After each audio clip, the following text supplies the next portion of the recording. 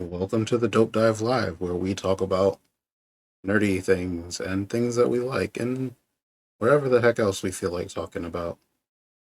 Uh, we are your three hosts, Sunny Starblast, King Crazy Mofo, and Dracon 2K. Hello, I'm, everyone. Good. Do it. yep, that's them. Our topic today is villains. Yep. King Crazy is clearly a villain. And I don't know, we're going to talk about the ones we like, the ones we hate, and the ones that we're neutral about or don't care about. But if we talk about all the ones we're neutral about, then that's going to be forever. So just the ones we like and the ones we hate, and probably some other stuff. Uh, Getting crazy, you can take it from here. I've actually been twirling my mustache in anticipation. But anyway, I guess one that I think we can all speak of. You're breaking a little. Testing. Yeah, we got Evil you. testing. Evil Okay. testing. I like that. Yes, it's a sound check, but evil. Anyway, Darth Vader. Pretty sure we've all heard of him. And I think he's kind of like the poster boy of what actually would make a good villain. Like, it's just to break it down. The first time you see him, he is clearly amongst the stormtroopers in a class all his own. You can see that he's clearly visibly in charge. But then you see how he directs people. Like, yes, he scares the living hell out of them, but he also knows, like, he knows combat strategy. Knows like he knows the tricks. Like he's calling stuff before anybody else can catch it, and he acts appropriately. Mhm. Like I would say, a good villain has like a certain way that they, well, for lack of a better term, how they get mooks. Henchmen. Right. In his case, they're cloned or conscripted or whatever, but he has a whole legion and they're willing to do whatever he says. They're not like there isn't a lot of betrayal around Vader because A, he can sense it, and B, well, look at him. Who's stupid enough to try? And there's actually a whole series of people who were stupid enough to try, and needless to say, it doesn't end well for any of them. He cleans house a lot, but on top of it all, his motives, he wants to bring peace and order to the galaxy. It seems like that's not the truth, but it actually is. He just has a real Machiavellian way of doing it. Find the problem, kill the problem, no problem. Little does he So, know that that's being a tyrant. I mean, he probably does know that he's being a tyrant. He just doesn't care. I'm pretty sure he does know, and he probably does care. Well, not as much later, but earlier maybe. But in the end, if it works, then who's going to complain? Like, I'm pretty sure he had this whole conversation with Padme, Right. and it sounded like he was joking, but it's like, well, look what happened. And outside of the whole rebellion and planet destruction, there was like the Empire wasn't like the First Order just killing people just to do it for no reason. They actually had like a structure that people could actually follow. At worst, their police force were kind of dicks. That's it.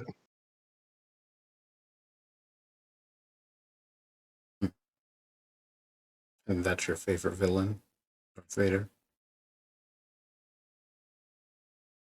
My favorite, like he's like the he's like the gold standard of villains. That's why I wanted to bring him up first.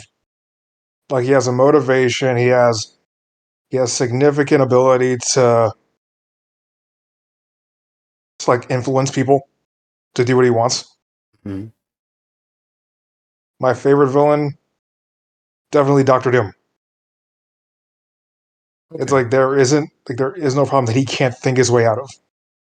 The only real flaw to him is his ego.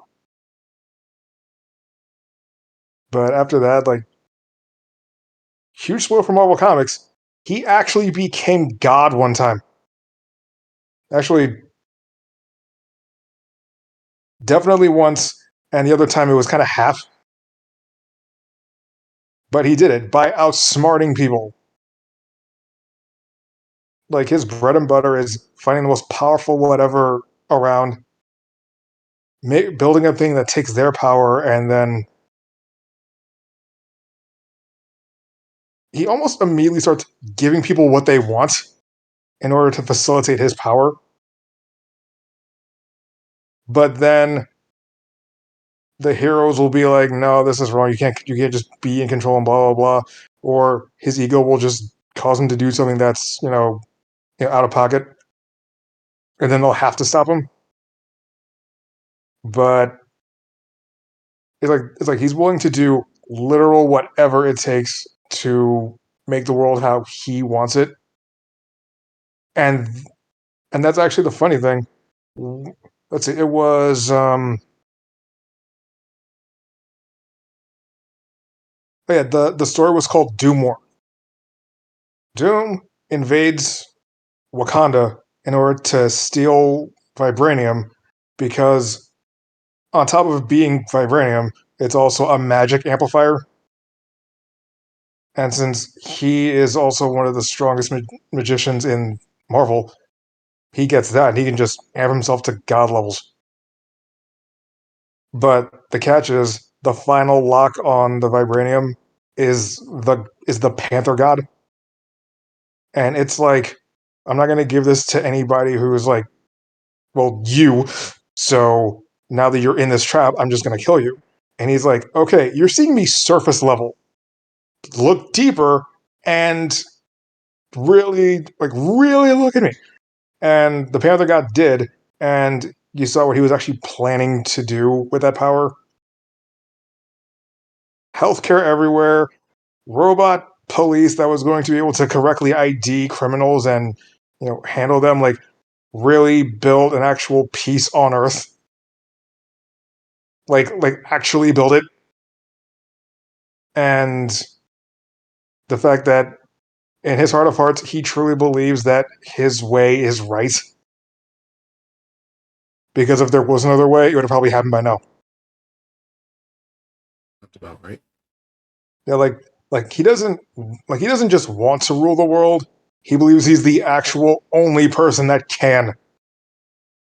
Like he actually went to the future and saw that only under his rule does the Earth actually survive.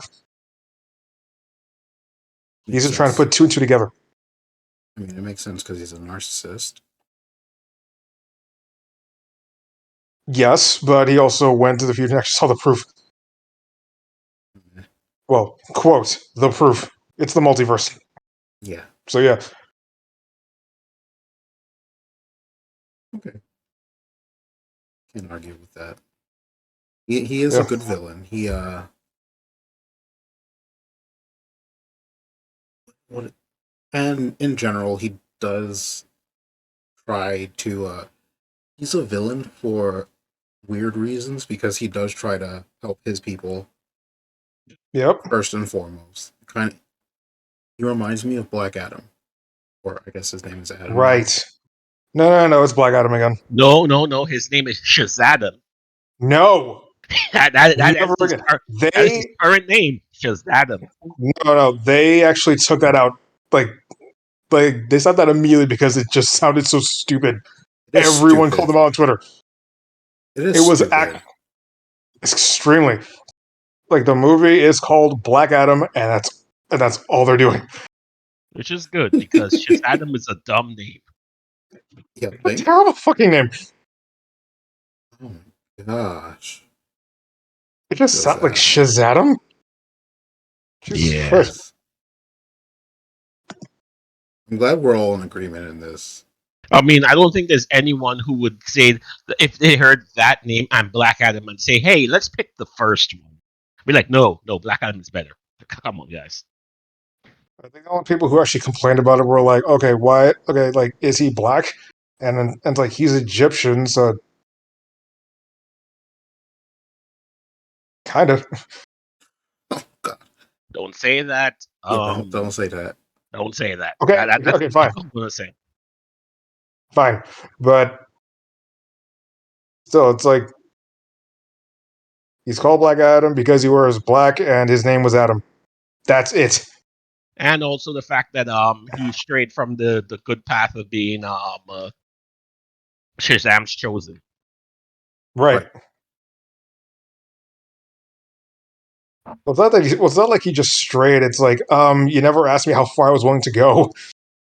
Technically, Shazam, this is on you. Is it though? Black Adam would say that it is. Of course he will. No, for him, no step is too far to protect his people. That's literally how his mentality is. Right. And funny enough, there was this story. Well, it was all string of stories, but it was the New 52 in DC, and Black Adam came back, and turns out he was really, really, really against people calling them, people like being oppressors to the point where he will, like, he came back to life, went to Kondak, found the dude that was in the throne, took that throne, and crushed his head with it. He said, Yay. I'm your protector. And everyone was like, you sure are, buddy. But at that same time, coincidentally, evil Justice League from Earth 3 came to their universe, took out the Justice League because reasons, and started saying that they were in charge, and just took out the power for the whole planet. Yeah, So let's not Black, talk about New 52. It was not good. It really wasn't. actually, you're not wrong, but this event, Forever Evil, it was actually, dude, chef's kiss. It was actually very good. It was a supervillain Civil War. The sad part of New 52 is this. There's some great stories in New 52, but overall that was a flop.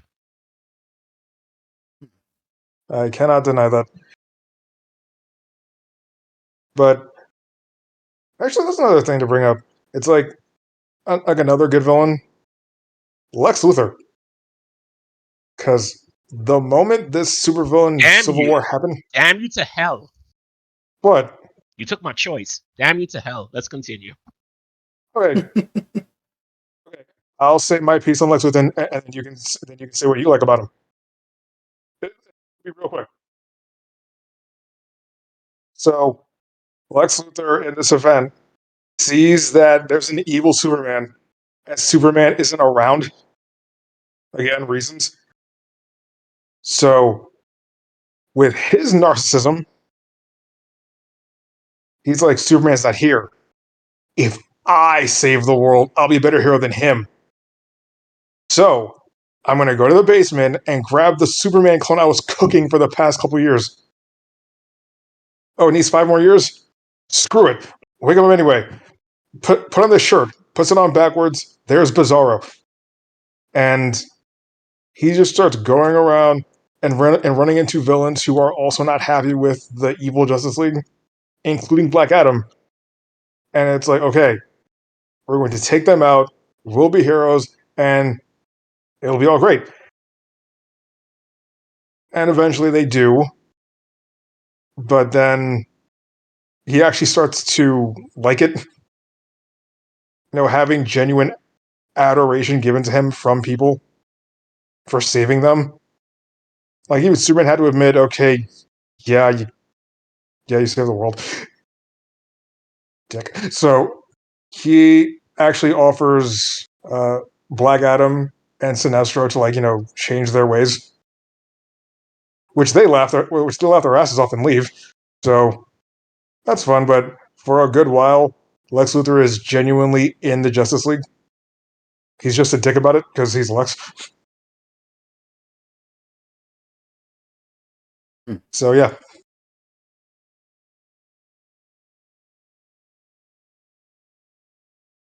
What did you have to say about Lex Luthor? I'm done with Lex Luthor. I'll take my second choice. I'm just lame.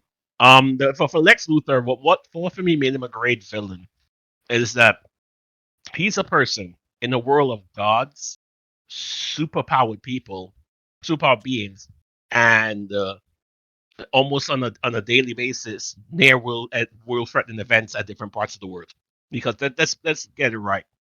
Every superhero who's doing some type of action, some of them fight threats that can damage either a place, the world itself, and in some cases the dimension based on like magic and stuff like that. Right. right. So, what makes Lex so good is that he is a human. He has no powers. He has no abilities. All he has is his mind, his money, and his charisma. And this is a man who, to the superhero community, looks like a villain. To the people, looks like a hero. And that type of duality makes him such a great villain. The fact that at one point in DC he was a president, the fact that people voted for him to make him president shows like he has that level where superheroes can't keep him in jail. He would come out, he would be popular, and it would be the status quo again. And it's just how great he is. And then he what he designs, he builds things to counter the people. If you can talk about Superman's villains, almost all villains at some point will either lose or disappear for long periods of time. The one constant who is there almost always is Lex Luthor, because he has a nice shiny building in the heart of Metropolis, Luthor Corp, where he is more than happy to run illegal things on the side while maintaining the pretense of being a business. This is really why I like Lex. He's just such a multifaceted villain that not only is he a villain, he's also at some points an anti-hero. Where there are times, like for example, as you said, when Superman was away, he became a superhero at a certain point.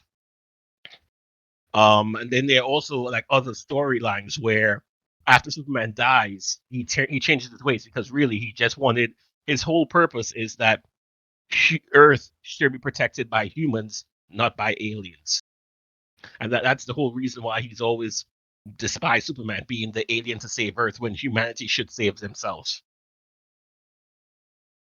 Right, but this is where it gets tricky because you are not wrong in any way, but it's like I don't know, it's like his narcissism Of course, just it's gets in the way. extreme. Like there are times when you can tell he goes too far. There is guaranteed times when he goes too far. But I mean that's just part of what he is. He believes himself to be the best human.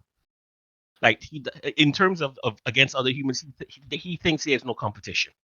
Even people like Flash and stuff like that, who are just regular humans with abilities, he considers himself superior to them. Right, and actually, what's funny, there's a concept called the Ubermensch, like just a person who doesn't yield or well, like doesn't really consider um like It state literally laws means Superman. or or religious laws, like they just do what they want without any restriction. You And mean being Lex rich? is actually that. Like Lex is the Ubermensch, but Superman's like is more like us because he's willing to listen to laws or and whatnot.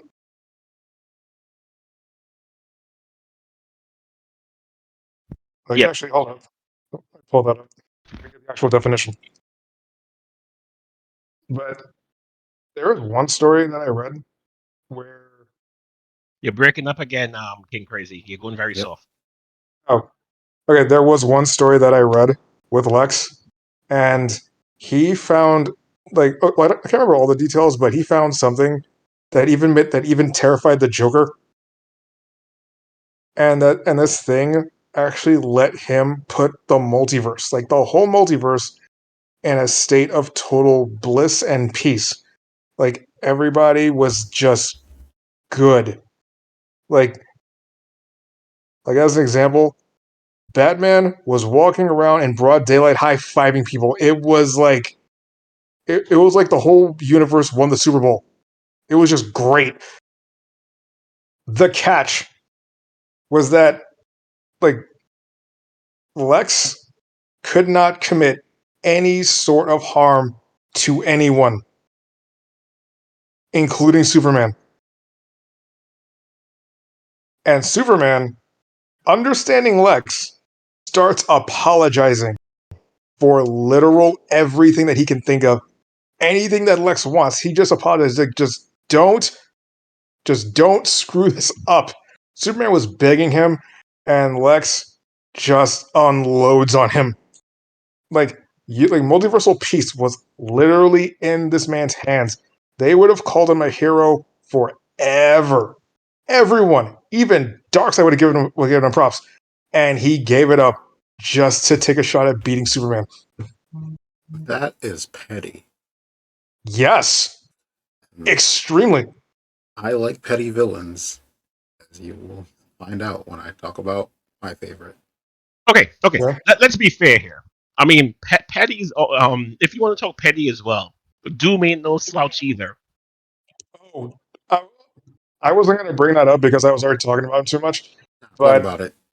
Like literally, the best example of petty for Doom, when he became a god, he made Sue Storm his wife.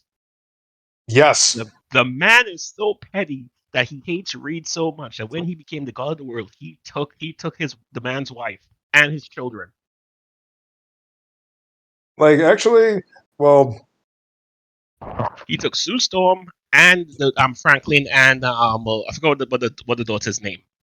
Valeria, and Valeria. how it was. Yeah, and how the backstory was. Johnny, Sue, and their dad were out. Battle World is a whole other dimension, so Yeah. ignore and everything you know. But they were on an adventure. They got attacked by something. Doom came and saved them, and him and Susan fell in love. Then they had the two kids, Franklin and Valeria. And then and the whole planet that he built, there wasn't a single Reed Richards Yes. until the heroes and villains showed up from before the world was made, and now there were two. And So the pettiness of that is so damn high. The man couldn't let go of his hatred for Reed so much that he took the man's family. right, so naturally it came to the point where the final battle of Secret Wars was just a fistfight between those two. Like, again, Doom was effectively God, but the one who gave him that power was like, you know what? If we're gonna do this, snaps his fingers. Let's just do it right. And Reed, now knowing that Doom is just now a dude, just leaves him like a freak, like, you motherfucker, and just punching him in the face because like, he took his family. But Reed correctly points out that, Doom tells Reed that even now Reed believes that if he had this power, he would have done better. And Reed admits it, but then tells Doom to his face, and you know it too. And then Doom admits that he did. Quote unquote, kills Reed. And then the guy who gave him that power, Molecule Man, was like, well, since we're all in agreement. And Doom was like, oh shit. And then the whole planet just ends. Reed gets the power and then can just rebuild the multiverse, and everything's over. Except he also fixed Doom's face. Because unlike Doom, Reed is not a petty asshole. There's another example. Okay, this one's real quick. This is a recent one. Doom is getting married to Latveria's basically Superwoman. Not going to go into that, but he actually invites Reed to be his best man because who knows him better? And Reed is going out of his way to make sure that everything on the day is going smooth, like buttery silk smooth. He is going up to everyone that they mutually know, and it's like, hey, Namor, I know that you're you, but for the love of everything, just don't be you for 20 minutes. If you do, I will open my dimensional portal, send you to a whole universe of Sues, and you can just bang them all you want. I won't care. Just don't be a dick for 20 minutes. Black Panther, whatever happened between you and Doom, let it go. Thing, same thing. Sue, you look great. Don't bring up anything. Kids, shut up. And Johnny, don't do anything. And he was actually he was cleaning house, because if this goes off, there's a high chance that Doom will just not bother them anymore. And if a Marvel character has a chance to get rid of one of their villains just forever, just have them just forget about them, they'll take it. And then it turns out that Johnny was banging Doom's fiance. Oh no! So you have this whole panel, the whole page. Actually, let me see if I can find it. But Wait, how I it need goes? to know before you continue. Did Johnny Yep. know that this woman was Doctor Doom's fiance? Yep. Johnny's a piece of crap too. Oh yeah. Reed let him know that. Let's see. Dr. Doom.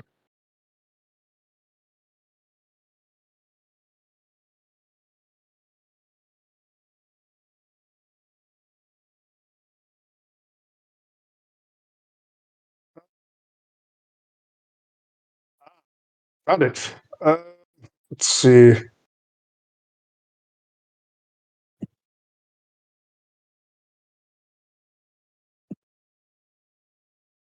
Are you saying words? Yeah, I'm gonna see if I can put it in the chat. Okay. Or well, the Discord, so you guys can see it. Got you. Give me 1 second.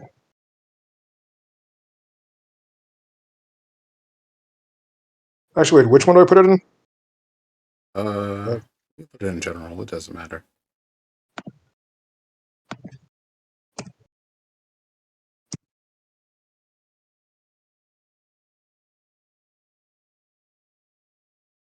Yeah, just put it.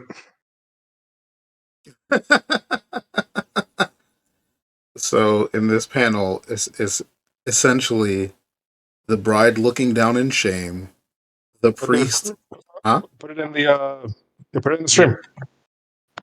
I don't want to put it in the stream just in case because of copyright issues. So the bride's looking in shame. The priest is in shock. I think that's Black Panther. It's like, what He's the hell? stunned. Namor Namor is laughing for 4 panels. Namor's Yes. laughing. Reed is like, what the? He's just pissed at Johnny. Thing is just like, oh, God. Of course. And even Sue's like, God damn it, Johnny. And then Johnny gets smacked in the head by Reed.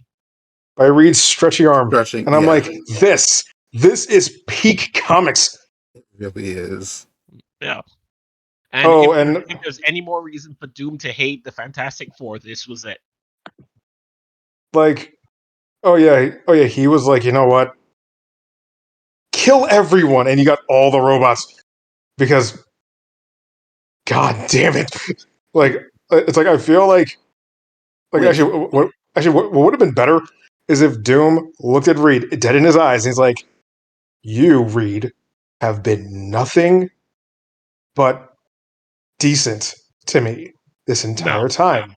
No. He wouldn't do that. So no, let me finish. No. So, Reed, I noticed that you've been doing pretty well for me lately. So I'm going to give you this one singular offer. You, your wife, Rockman, and everyone else that you like can leave as long as that man stays. And Reed would not take it, and Reed would be like, God damn it. Like, like Ree would be uncharacteristically pissed at Johnny right now because you've just reignited the entire feud. Actually, I would see Doom being more like Reed planned this. Yeah, He would see them as like this is Reed's revenge for me going after Sue. he's a narcissist, so he would think that it is specifically targeted at him. Yep. He would have said Reed Honestly, planned this. honestly, like Doom is a dick, but he's not like that dumb. Like wouldn't you say, oh, like why would Reed do this? That'd be insane. But Johnny, this is peak Johnny. Now, Also, okay. how did it come out at the wedding itself? Oh, the wife just admitted it. Well, she fell in love Yes. with Johnny. No, she just told Doom straight up, I've been sleeping with Johnny Storm. Like literally at the altar. She could have just broken If, off the engagement and left him instead. okay, let's put it this way: can you seriously break up the engagement to Doom? You're right. Not in front of everyone. No, even before that. Should you have seriously broken up the? Literally, she broke up that engagement before. People were like, "Oh, where's the wife? What wife?" And she'd never be heard from again. That's It's literally true. what would have happened. She would have mysteriously disappeared or accidentally fallen into a volcano. Yeah. At no point in this would she have escaped to her life except for doing it in public like this. Which is And where worse I in front say, don't and bother worse getting with him. and worse in front of Namor. Oh man, I can't get over the fact all that he laughed for 4 panels. Namor is cracking the hell up because he's oh man, Namor loves this type of stuff. honestly, Namor is like he's like Black Adam, but he's just like it's like he's just the worst. It's like No, here's where I give Namor props, and this is going a bit sideline here, and I mean also Namor is villain / anti-hero depending on what story you want to put him in. Um, Namor, for anyone who's read the most recent X-Men comic line with the Of X series, where there's like a whole bunch of X's. Just to give a quick background, Moira Taggart has the ability to reset her life every time she dies, so she goes back to the past, but with all the memories of what happens before she dies. So she sets up a plan where she convinces Charles Xavier and Magneto that their plans will always end in failure, mutants will always die, and humanity and the Sentinels always win. And that the only way for mutants to survive is that they have to come together as one nation, which makes all mutant kind ends up working together, turns Krakoa into the nation for mutants, and Krakoa is basically off limits to everyone who's not mutant. Has has gates that mutants can teleport to anywhere in the world, and they become the single most powerful nation in the world. So overnight. Namor is a mutant. Most people don't know that, but he is a mutant. He's one of the earliest mutants to exist. So they offer Namor a choice to join Krakoa and join this big nation. And Namor laughs it off, going, "Why would I want to join this small kingdom when the entire seas is my kingdom?" Like it's He's like he was literally like like, right, like he was like, look, I understand what you think you're doing, but you're not really playing up to my level. "Yep." When you're not pretending to be a king and actually act like one, then we can talk. Until then, get the fuck out of my fish face. Fish face. Well, literally, this is why Namor is such a like. Literally, he said this to like some of the most powerful mutants on that council, including Apocalypse, who's on the mutant council. That just goes to show the balls that Namor has. Yeah, Namor is I guess ballsy. He's real cocky. He is He's real arrogant. cocky, He's but extremely he has the arrogant. power to back it up. He does Yeah, have the power to back it up. He is one of the strongest mutants in the Marvel universe. in Oh, terms and of physical strength here. I'm not talking like powers wise, because then he had to compete with some very Omega level powers. He's like physically strong. Yeah. yeah, Namor could actually grapple with the Sentry, like the most powerful hero on Earth, like for an Essentially, extended Marvel period of time. Superman. Well, let's put it this way: the second most powerful person on Earth, because Blue Marvel is more powerful than Sentry. It's arguable, but No, like there's actual in some stories, literal yes. comics where Blue Marvel whoops the hell out of Sentry easily when Sentry was taken over by his evil form. I don't think it was taken over by his evil from at that time, but just a little side note. Um, I just looked up what happened to Johnny after Doom's fiance. Like at the wedding, Doom hit him with a machine that caused Johnny to not be able to turn off his powers, like the Oh, Thing. wait, So it's wait, like, wait, wait, so wait, it's wait, like, wait, wait, wait, wait. Oh my lord. Sonny, they changed this into Venture Brothers Holy crap! because the Venture Brothers technically had a wedding similar to this. Yes. Holy crap. King, I don't know if you ever watched Venture Brothers. I watched a few episodes, but I didn't get into it.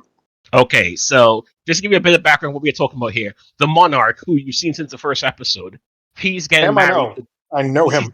yeah, he's getting married to Doctor Mrs. the Monarch, which is the full title that you get after she's married. I forgot what was the name before that, Lady Au Pair. Oh my god, I don't remember. I haven't watched Venture Brothers in Yeah, years. whatever. So basically, the agreement that she had for him to for them to marry was that he had to squash his beef with Doctor Venture. If he chose to go after Doctor Venture again, she would not marry him. So one drunken bachelor's escapade after, they wake up. Brock Sampson's in jail.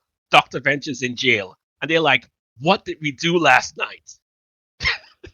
Apparently, they got so drunk, took out Brock Sampson while he was not looking with a vehicle, captured Doctor Venture, put him in jail, and then he goes, "Oh crap! Oh crap! Oh crap!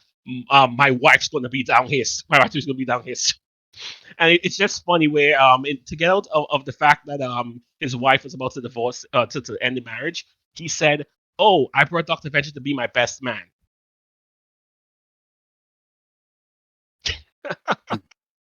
Yeah. Oh man, but yes, going back, sorry, Yeah, go yeah, ahead, yeah. son. You saying something?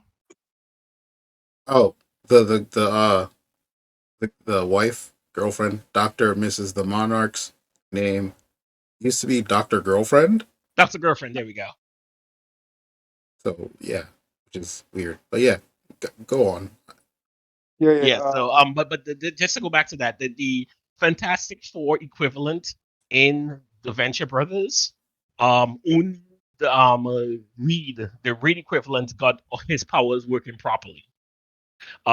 Johnny Storm and the Johnny Storm equivalent could never turn his fire off, and he was in constant pain of being burnt alive. Yep. That's exactly So what it says.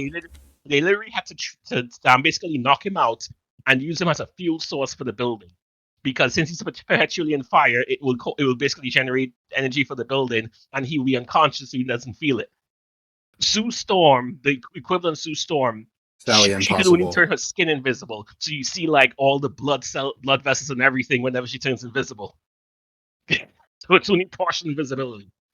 So their names are the Impossibles. And yeah, essentially. And then the equivalent of Ben Grimm is just basically like a gigantic baby who has the skin of Ben Grimm, but he's not there mentally. He has the mental age of a baby. Yeah. Okay, so just to like end that part of the conversation, uh, Johnny is doomed to burn forever, and Reed can't figure out how to turn it off, just like the Thing. And the fiance, who was, if I recall correctly, saying she's basically Latveria's Superwoman, she now has to wear a mask so that Doom never has to see her face again. Ooh. But she's still gonna, defend Latveria like under his orders. Oh, so she's doomed to forever be the woman in the iron mask. And Doomed. obviously, the relationship is just off. Of course. I mean, This is Doom. If you snub Doom like that, that's it. You're done. The only woman who could snub Doom and he'd still be interested is Sue Storm.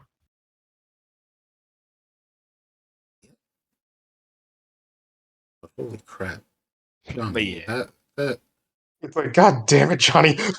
it's Johnny. I'm not surprised. yeah, Okay, so just to pivot into the second character I had, who I wanted to talk about. yes, I'll set up the thing for this. So, what makes a great villain? Someone who was a great hero. It's always when a hero ends up turning because of some issue to a villain is when you really see how a great a villain that person can be. Now, in this case, I would choose a character who you all know, and there's this one comic storyline which shows how well he is as a villain. Worldbreaker Hulk. okay, that's valid. So, just to give a bit of background for anyone who's never heard of this Hulk line, Planet Hulk, Worldbreaker Hulk storyline, basically, the Illuminati, which is the combination of some of the world's most powerful people in most powerful heroes, I should say. So it had like Professor Xavier, Black Panther, Iron Man, Reed Richards, Namor for a while, Captain America for a while. Actually, funny enough, Black Panther, when they first got together around the World War Hulk time, Black Panther was like, "No, I want no part in this." Like, yeah, like he joined later when literal plants were falling out of the sky. true. So basically, with the Illuminati at that point, minus Black Panther and Captain America, because he wasn't there yet, decided that Hulk was too dangerous to stay on Earth. So they devised a plan where they would send him on a mission in space, where it's a trap that would you'd have a rocket send him to a planet that they've identified where there's nothing that should ever cause him rage anymore, so he'd be able to live out his life very peaceful. The rocket malfunctions and lands on Sakaar, Yep. which is a very bad world with a tyrant warlord, an infection that basically can infest stuff, and Hulk is basically forced to do a lot of fighting. Long story short, at the end, he defeats the tyrant. He becomes the new king of Sakaar. He gets a wife. He has a son. The Not Rocket. yet. Like she was pregnant.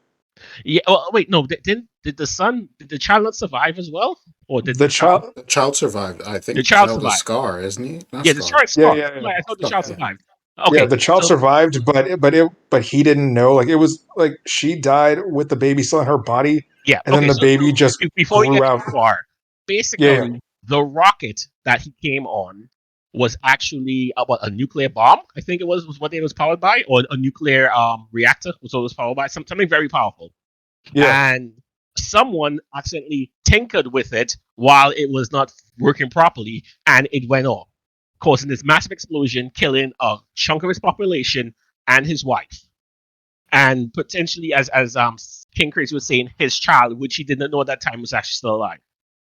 Yeah. This puts Hulk as one of the first times in the Hulk mythos where both him and Banner agree on the same method for revenge.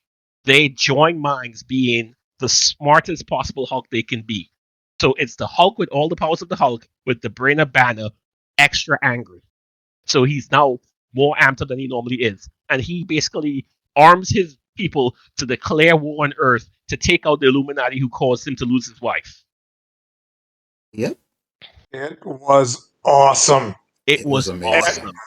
Everybody, like you name it, they threw it at him. Yeah. Except for Sentry, who was like, you know what? I know what you're gonna do. I know what you're like. I'm going to sit in this chair and I'm going to watch what's happening. I trust the Hulk. If it gets real bad, I'll step in. But Yeah. until then, I'm not going to get involved. Yeah. Things got So really bad. it did. So But just a state of why Sentry was like that. The Hulk from the start said, I am here only for these people who caused the death of my wife. I don't care about the rest of Earth. If any of y'all try to stop me, I will take you out. That's literally paraphrasing what his plan was. So that was the reason why Sentry was like that, because he's like, oh, Hulk has a reason to be angry. But Hulk is willing to go, when he specifically, he will not cause wanton destruction. And that really also exposed the Illuminati, which, oh man, the ramifications of that was great as well. Like one of the best ones was when he went after Xavier. Yes. And all the X-Men were versus the Hulk, and they were trying everything. Psychic attacks, like Xavier tried that first, but he's like, you want in my head? Have at it, bitch! And he just sees, Xavier sees what the Hulk's been through, and it's like, oh, we fucked it up bad. And Yes. and you know the usual Hulk versus Wolverine. It's like we've done this over and over again, bub. And then he's like, yeah, but here's a question: do you like boxing? Do you know that when a punch hits the head, sometimes the brain rattles in the skull? Now, what happens if it's my fist and your adamantium skull? And he starts beating Wolverine stupid. Yeah. Because this is a stronger, smarter Hulk compared to the traditional Hulk that Wolverine has fought multiple times. Right. Right. Instead Actually, of the a funniest mindless one. beast, it's someone who knows which parts of the body to hit and how. Right. Actually, the funniest one. That guy from X-Men First Class, Darwin, and his ability to adapt to everything. At first, his body was like absorbing the gamma, but it was too much. And then the Hulk hit him once, and his body on instinct teleported just away. Yeah. Because that's how you survive the Hulk. Yep. The impact of that would have been so strong. Darwin would have been like atoms or molecules at that point. His body would be like, just explode everywhere. Just like the movie. Yeah. So swear, don't bring up that stupid death, man. Yeah, the death in the movie was dumb. Let's all agree to that. But you never know, because he could still be alive. He's not. If he was, he would have been back in the past like 40 years that the X-Men movies have skipped across. Well, yeah. And so going back to the point, this is what makes Warbreaker Hulk such a great villain. He is a villain with a purpose. He is not there for wanton destruction. He is there for revenge, and he makes it known. He exposes what these very smart and powerful people have been doing behind the people's backs, getting everyone against them. Like things like Sue not wanting to have anything to do with Reed after finding out that he was part of this. Mm-hmm. Yeah, and I mean, I don't know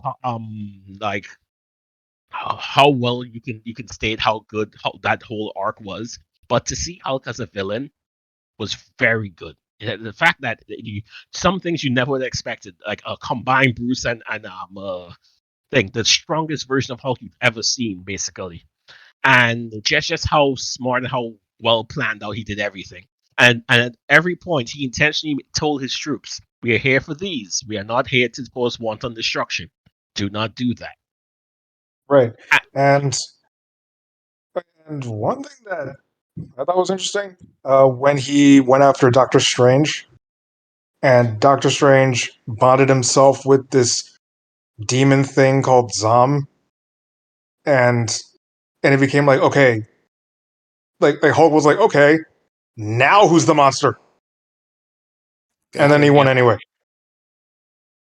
That's the thing. He's also strong against magic, and there's a reason for that. But I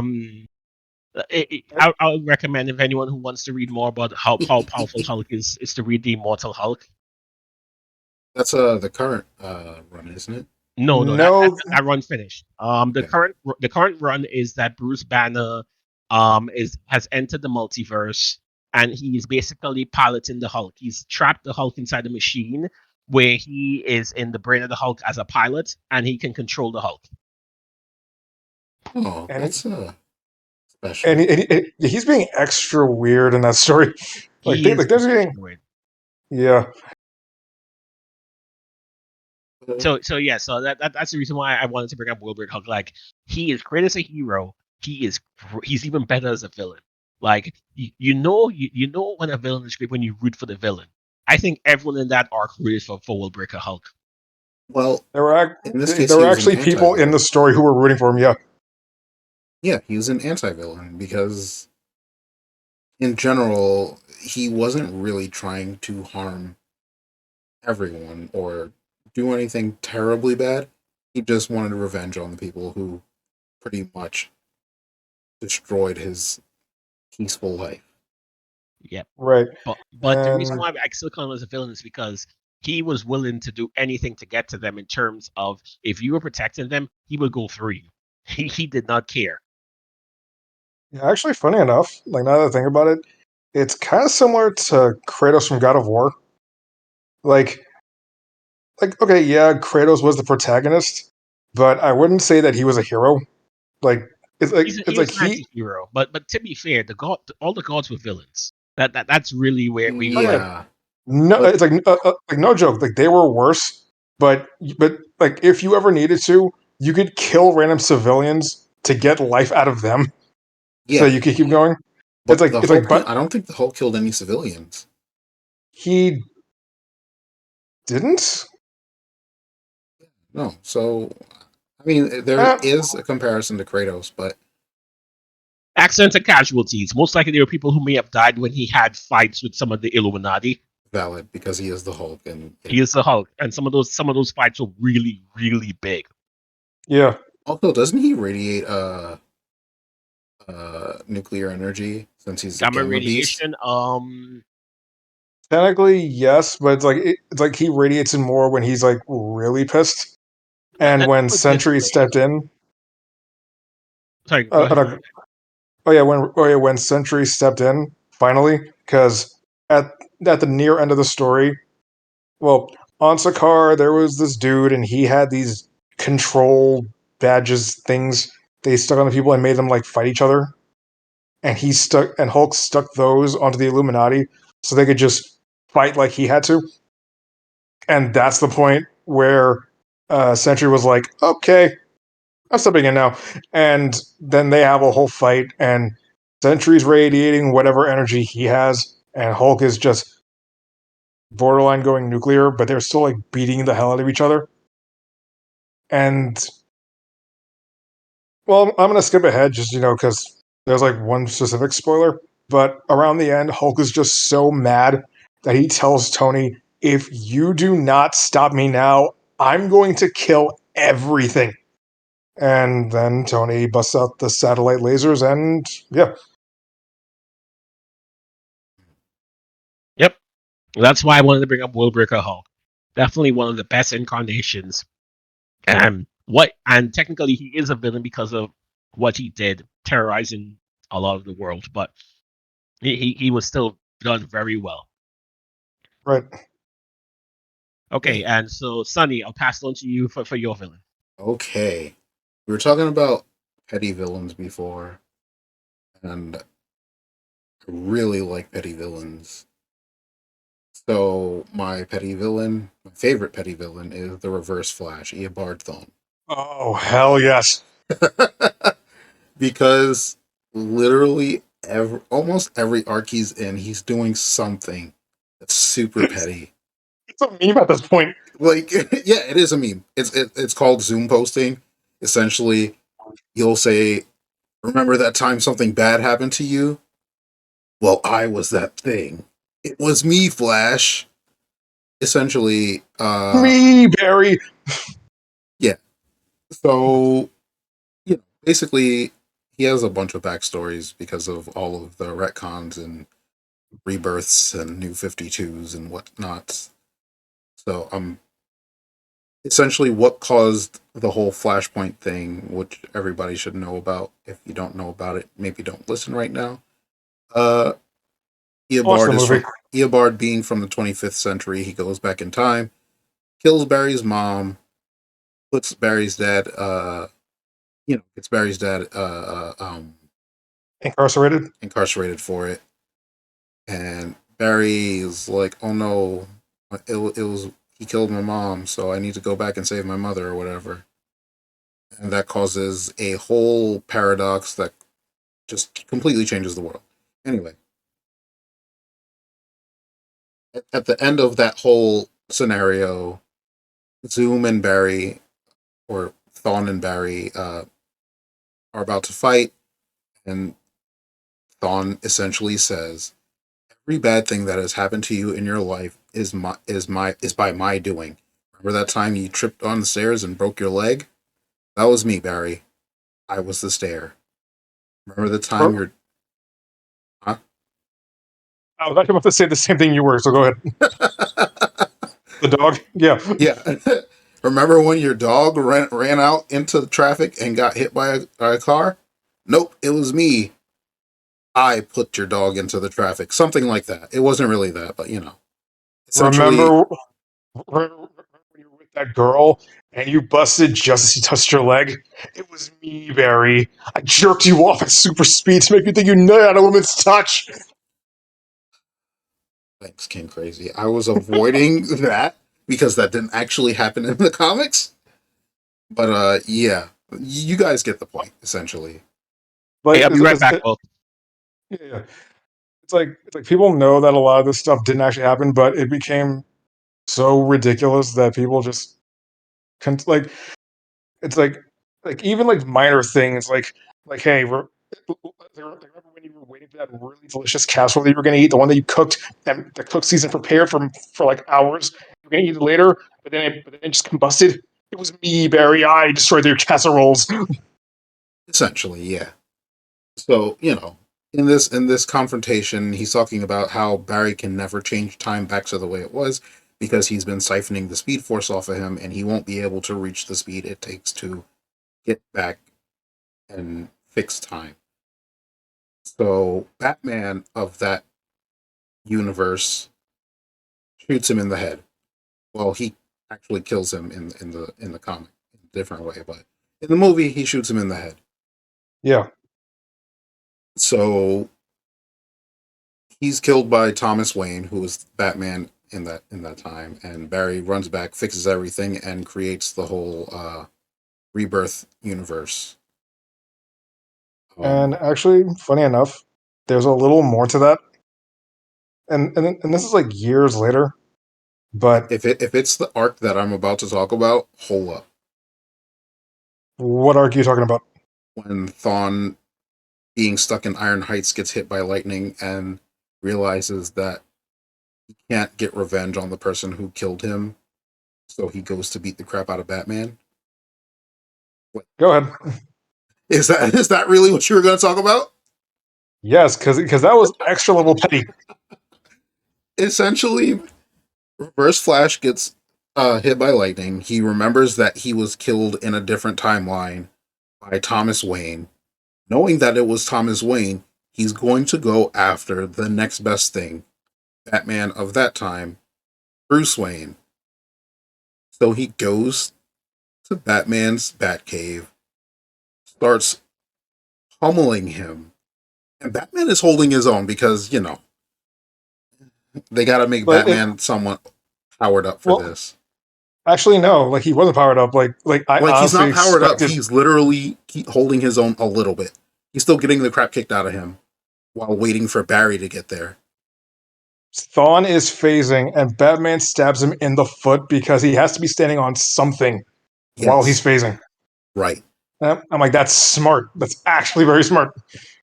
But on top of that, so before Barry changed time back to the way it was technically supposed to be, Thomas Wayne gives Barry a letter to give to Bruce Wayne. And it's basically something that's telling him, hey, I love you. I'm so proud of you, blah, blah, blah. Things that you would want to hear from your dad if he weren't around anymore. And he didn't get to tell you if you were orphaned as a kid. So Batman holds this letter near and dear to his heart. Eobard knows about the letter. He sees the letter. He picks it up. He rips it into pieces in front of Batman. I was like, no.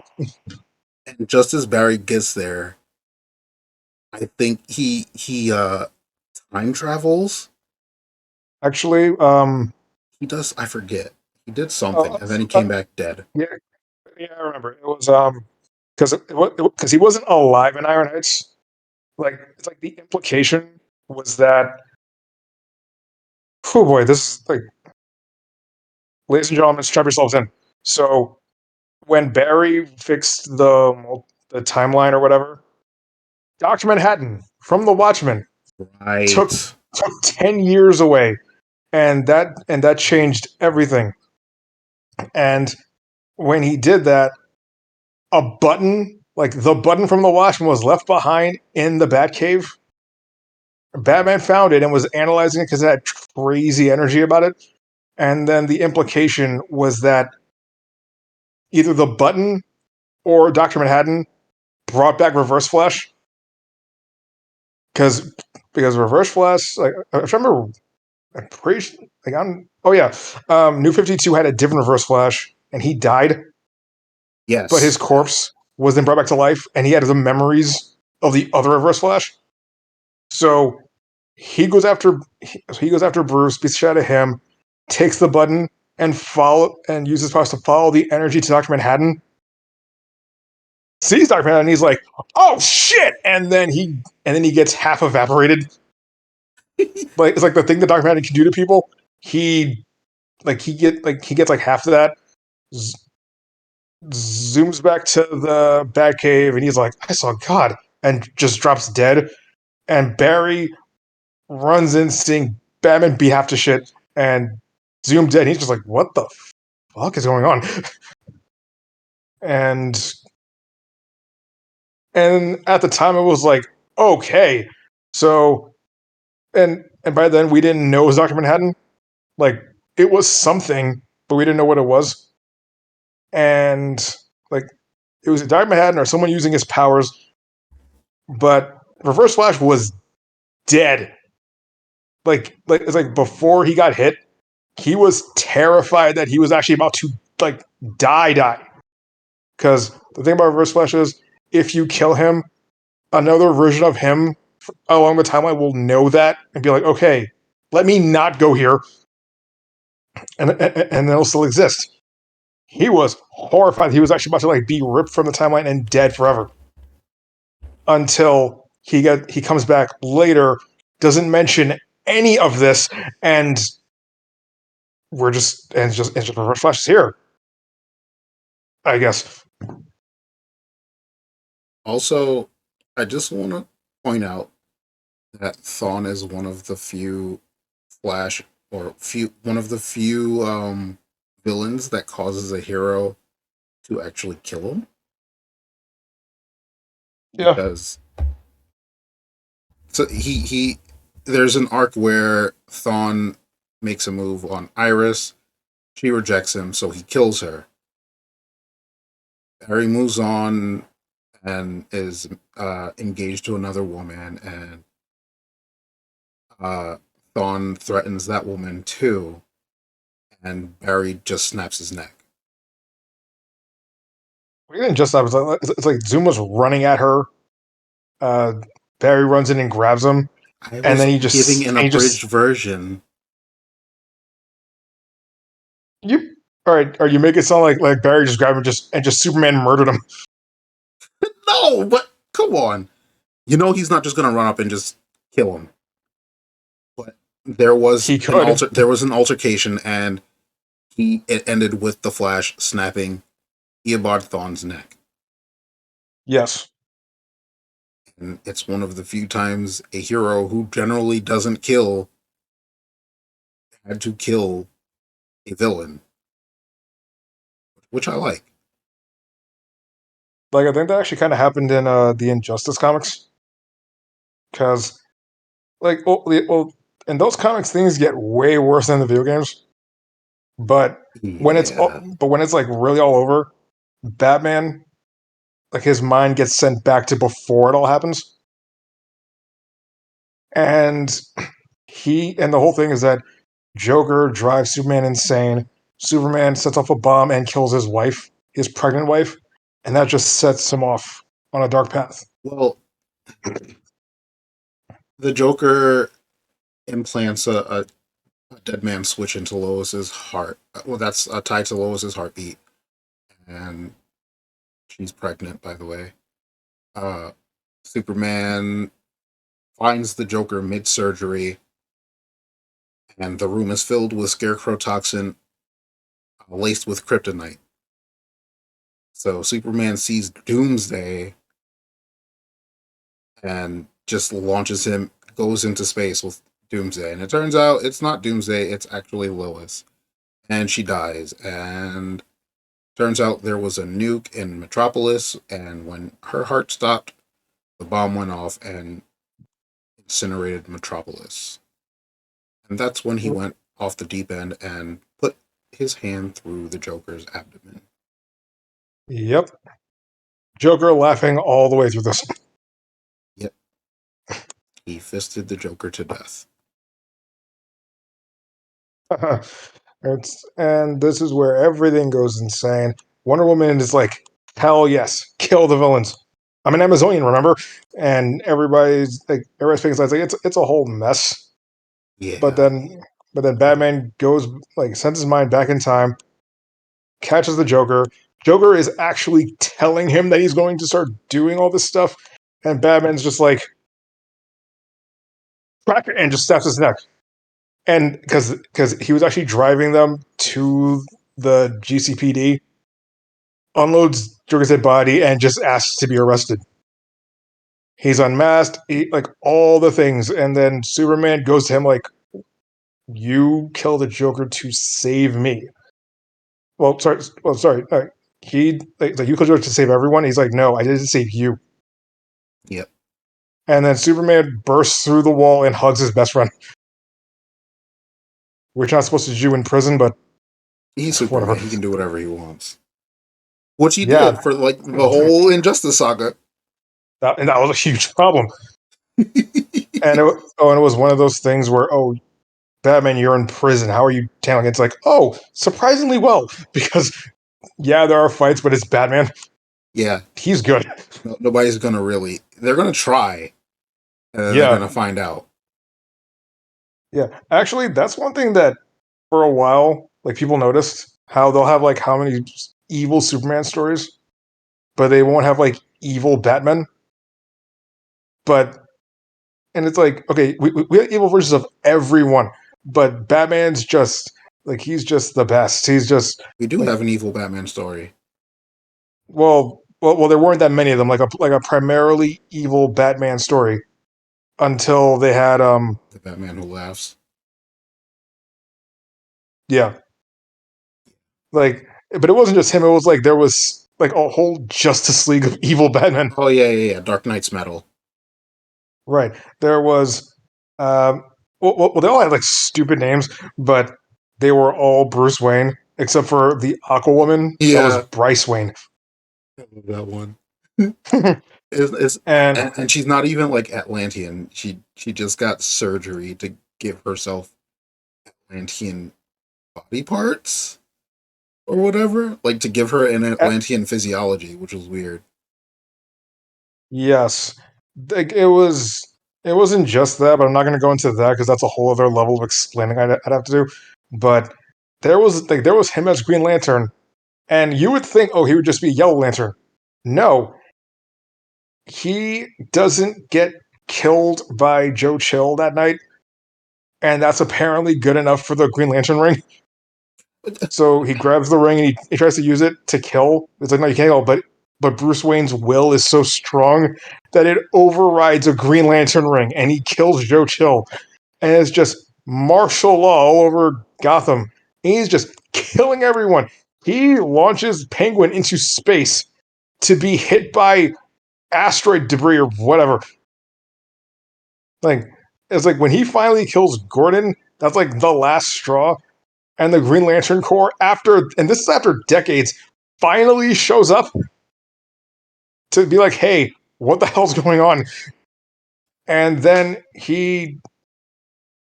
okay, so the Green Lantern rings have a whole, battery system, but it's supposed to only go like 100%, depending on the will. Mm-hmm. But Bruce Wayne cracks his to the point where now it's it's 120%, but now it's eating light energy and whatever. And it's why didn't it just be a yellow ring? It'd be believable then. It would, but it's Green Lantern rings don't do this, or at least Red Lantern ring, because that'd just be all rage. He'd be just breathing fire, blood, or whatever. something. No, it had to be Green Lantern. Yeah, because I guess. they what they wanted to do was make it so that there was essentially a Justice League of Bat people. So like with the Red Death, where he ties Flash to the Batmobile and like attaches the cosmic he attaches the cosmic treadmill and just absorbs the Flash and turns into a Bat Flash, which sounds much better than the Red Death. Oh yeah, again, some of these things are so stupid. Like, oh yeah, and Ares made a helmet that was gonna have him absorb something or whatever.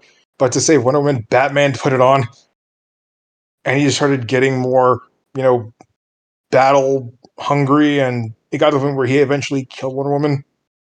But it's like, but he was like, "Hey, that's war," and that's how he became War God Batman or whatever they called it. At this point, we And don't even care about their names. I think the Green Lantern one was called Dawnbreaker or something. Like it's like the names were just edgy to be edgy. Let's see, there was with Superman, where another universe where Superman just goes evil. And he was like, you know what's funny? People think you actually could stand a chance against me. Apparently, if you had a kryptonite spear, you could beat me. That's stupid. And he's like, you know what? It's stupid. And then he injects himself with the Doomsday virus and That's the just become Devastator, right? yes. He just becomes a Doomsday. And Yep. and in order to never be betrayed by his friends again, he starts turning people into Doomsday. It's like a whole hulked out zombie apocalypse. Let's see these names. The Batman Who Laughs, the Drowned, which is Bryce Wayne, the Mm-hmm. Dawnbreaker, the Merciless, I think that's That's the Ares one. yeah. The Devastator, which is the Doomsday one.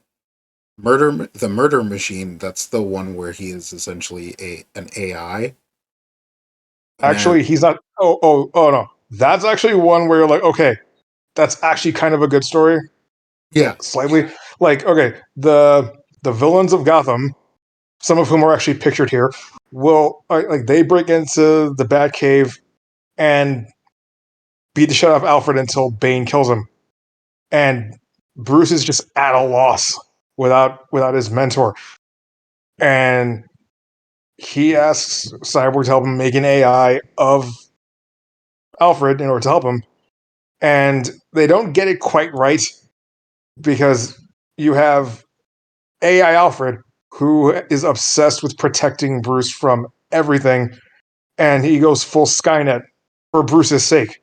And Bruce actually does try to shut it down, but he's like, "Don't worry, I know how to save you." And then he absorbs Bruce, and yeah, it's like cyborg tech absorbing Batman. So now you have the Murder Machine, who then proceeds to kill everyone that could possibly be a threat to Bruce. Track, you there? Hello,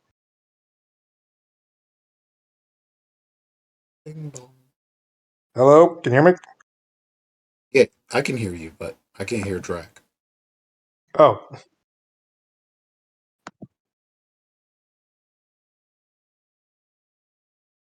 Maybe he stepped yeah, out. yeah. But there was the Murder Machine, and I don't think there was anyone else.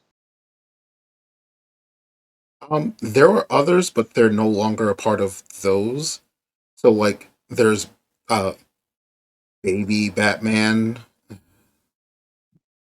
which is essentially the version of Bruce Wayne who put his consciousness into cyberspace when he died and had it implanted in a body that he grew, like an artificial infant. So now Okay, he's a baby Batman. okay. Like, I was actually asking if there was anyone else in that particular team, not Oh, like all like I'm acutely aware that there's like a shit ton of other ones. Like there's in the negative there's multiverse, yeah. like there's a Doctor Manhattan Batman. If you still compare him like Doctor Manhattan, Doctor Batman, Doctor Batman, like whatever you want to call him, it's just Bruce Wayne, but he's Doctor Manhattan. There's a version where there's a version called Batmobeast. It's a Batman whose consciousness was left in a monster truck. I think there was one where that robot dinosaur in his Batcave that he just keeps for whatever reason. He uploaded his mind into that, so he's just a Bat T-Rex.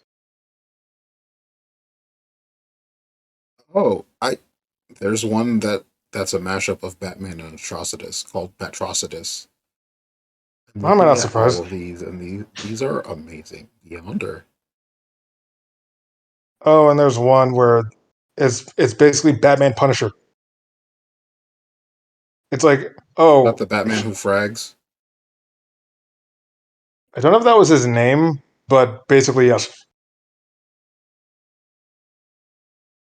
Because Manosaurus Rex. Oh my god. Sorry about that, guys. I'm finally back. Welcome back. oh, no problem. Sonny, repeat what you just said. What, Batmanosaurus?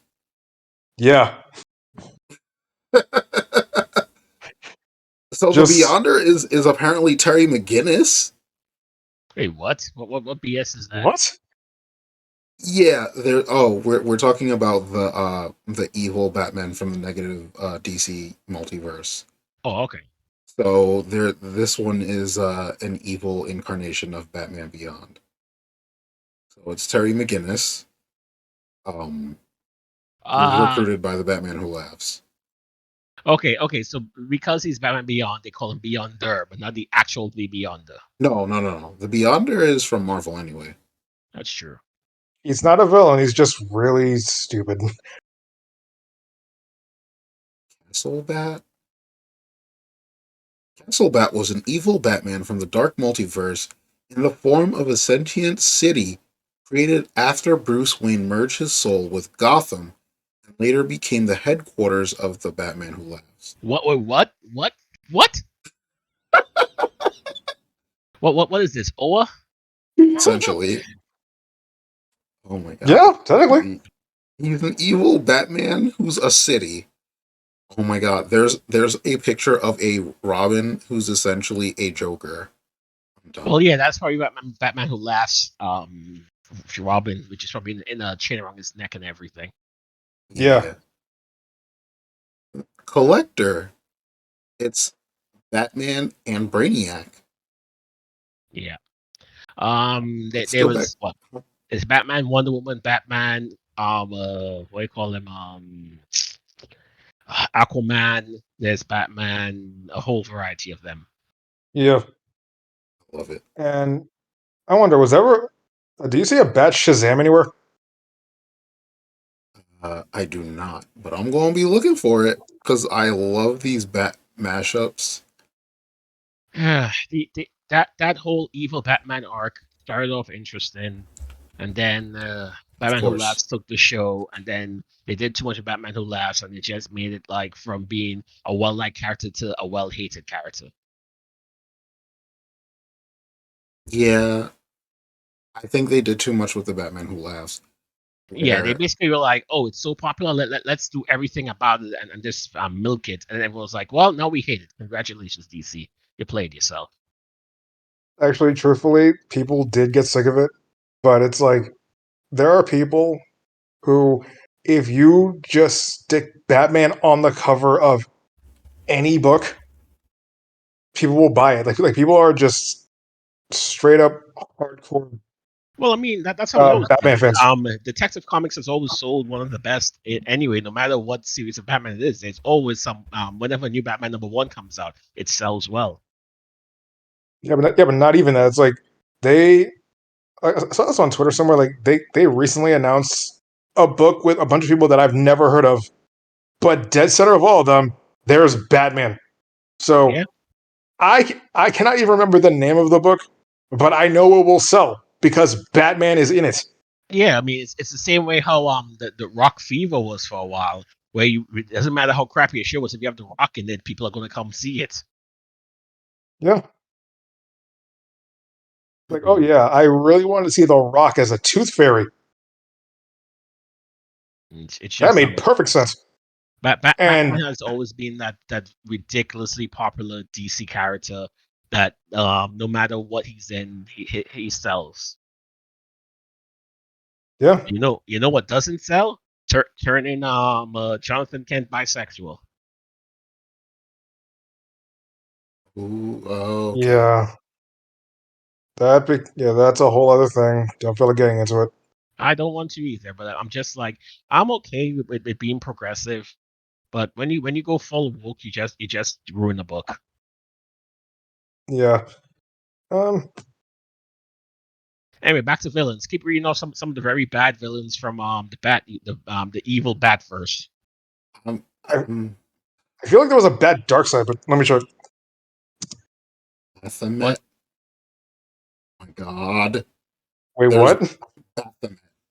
So was that supposed to be Zazel Batman? Nope. It's a powerful, ancient Cthulhu-esque beast from the dark multiverse. It is literally a Cthulhu with a Batman cowl. That's the Okay. best way I can explain. Actually, Picture up, yeah, please. I'm just somehow this went from talking about other stuff to I mean, technically, we're still in the arc of villains, so yes, it's they're not all wrong. technically villains, and it just went straight into Batman. Batman. Evil Well, Batman, but still Batman.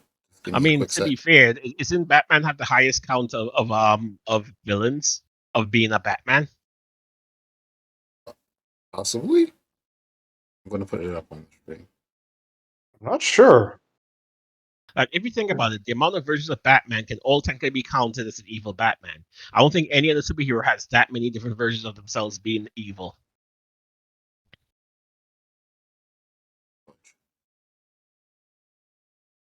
I And want to say Superman. Honestly. not really.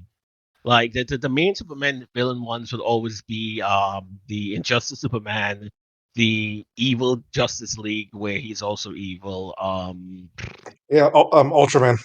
Ultraman, there's Superman Red Sun, Oh, yeah. uh The Overman. The I don't one even that was. Yeah, the one that was a German soldier at that particular time. There's Oh my that god. looks dumb as hell. Oh my lord, how dumb. You know what that looks like? That looks like if the Demigorgon couldn't finish Consumer Batman and just the head stuck out of it. yeah. No, it looks like the Demigorgon went to Comic Con. That too, but still. So that there's It your is How do you like my cosplay, Fatan? that is so dumb. Like, oh my lord, that is one of the dumbest designs I've seen for a Batman. Yeah, I looked up Bat Darkseid and it doesn't seem worth it. Like it's oh just Batman, but with rocky Darkfather. skin. Yeah, Darkfather. It's like Well, you can technically also count the Batman who no longer has a conscience, aka Mobius chair Batman. he wasn't a villain. He was just a dick. Like I said, he has no conscience. I didn't call him a villain; he just had no conscience. Oh my god. There's a Like literally. Batman Atom mashup called Batum. Uh, Well, to be let's put it this way. I stopped really considering Batman like that when they made Batmite because they wanted to counteract Mitsiplit. How do you pronounce his name? Mitsiplex. oh, Mr. I Mix found this one. Lippick. Mr. Mixes Pitalik. That's what we are saying. So Batmite was created to be the Batman equivalent of him. Collector. Collector is Brainiac. Jesus, there's so many. Well, that's what the Batman Evil Multiverse is. This is literally the equivalent of the Spider-Man multiverse. Mindhunter. Oh, when he's with Oh, Martian Martian. Manhunter. Yeah, that's cool. It actually looks really cool. Like all of the concepts look cool, but they're all really dumb. They are dumb. Again, It's literally like, hey, let's just pick one character who's like our biggest seller and just make countless evil versions of him. Grim Knight. That's a Punisher essentially, Yeah. and he kind of thick. What's up with that? You don't work out no Oh more. no, well he punishes in a different way. Okay. Anyway, Jesus He Christ. punishes himself by eating too much food. Oh, good lord! Pat Mazo. So what? He's an android that can absorb other people's Yeah, powers. apparently. Apparently, yeah. I'm just going through the list of all of the bats, and it's just amazing. Warbat. It's Mongol. It's Mongol. So you know this the equivalent of the page of all the different Superman kryptonites, with it's like too many kryptonites to count. Remember the one that apparently makes you gay? Yeah. It's pink kryptonite. Pink kryptonite apparently turns Kryptonians gay, which Oh is man. interesting. I'm pretty sure that was the 90s. Oh no, that's for like 80s or 70s. There's no way that could have fly in the 90s. Yeah, it's That from a that little was early. that Yeah. was guaranteed 80s, 70s for the oldest. Because those were back in the days when they can do stupid stuff like, hey, Wonder Woman, actually she uses her powers when she's wrapping her lasso, and she wants to be submissive. I'm like, what is this? I think this is my favorite Batman. This one is called Black Monday. Oh, oh, oh. So why can't he be White Monday? Oh, I see how it is. Well, because he's Batman and Solomon Grundy. Wait. Where's the picture? Let me get a picture for you. Oh my goodness, there's only one, but this is wonderful. I'm so happy right now. What's weird is that there is well, technically there is a Bat Shazam, but it's not a villain. And it's in DC Zombies story. But it's like so weird. It's like the story is right there. Like have Bruce Wayne's family family gets killed, but then he runs into the Wizard Shazam, and he's like, "Take my power," and blah blah blah, and then he just goes Black Adam, but Batman, Black Batum. Really. You are not gonna look at those names and tell me that one was stupid. Oh my god, that's stupid. It's just This is not a Solomon Batman. Grundy with a mask on. Just Okay, Solomon Grundy with a mask on. I like this one here. Hey guys, this is a nice one. I'm just gonna read off. So the scene is that it is oh my gosh, what's the blue guy from The Watchmen called again? From It's Doctor Manhattan. Manhattan.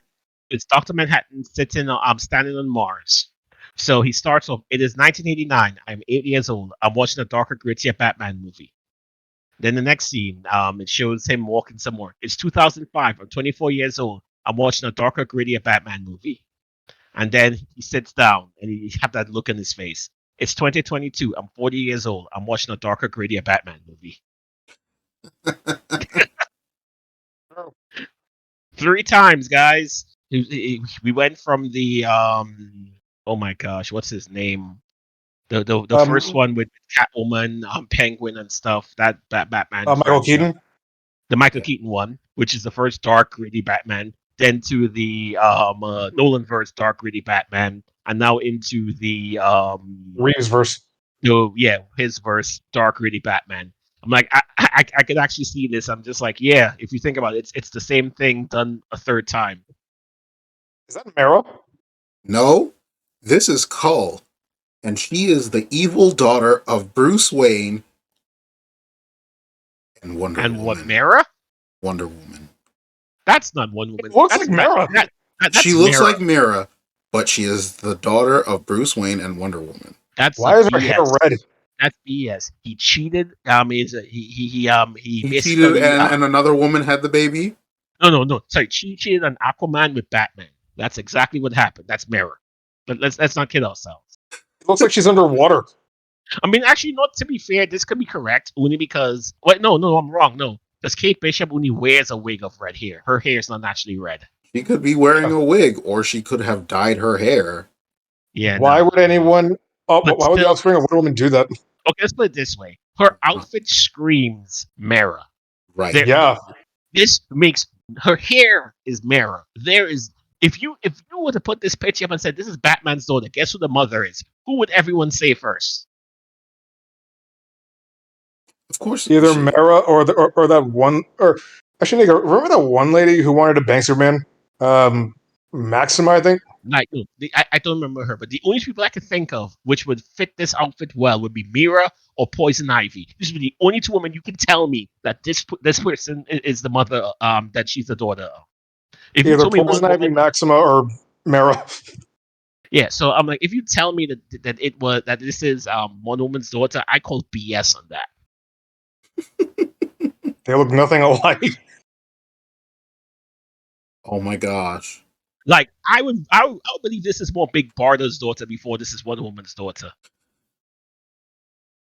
Yo, this is so wild. There's an evil version of Martha Wayne. Well, what did she do? Did she abuse Clark Kent when? Sorry, oh no, Martha Wayne. My bad. Yes, that is from the Batman Who Laughs. Wait, no. What? Wait, the where's Not was Batman she Who the Laughs. Joker? The Killing Joke. What am I saying? The Batman Who? It's a Killing Joke. No. Evil Martha Wayne was It's in the a Flashpoint. one. It's the Flashpoint one. It's basically where Thomas Wayne is the Batman instead. Martha the Wayne went Joker. evil because Bruce Wayne died. He's the one who got shot in the alley. That was the story of it. Well, this one is not that. This is the one from the negative multiverse who uses a mech suit. That's dumb. You could have easily incorporated the one where Bruce Wayne is dead, and Martha turned evil because turned into the evil. Well, no, technically she was evil Joker, not evil Batman. Okay, I can see where you said if it's evil Batman. There's Now, what's also, funny? Actually, what's funny? If you guys said that this picture here was Martha, that'd be something. That'd be interesting, actually. That would actually be interesting. Yeah. I can see that more as being Bruce's mom being redone, but no, as I said, there's no way in hell you can convince me that's Wonder Woman's daughter. Right, and okay, the Bat Mom. What's that picture?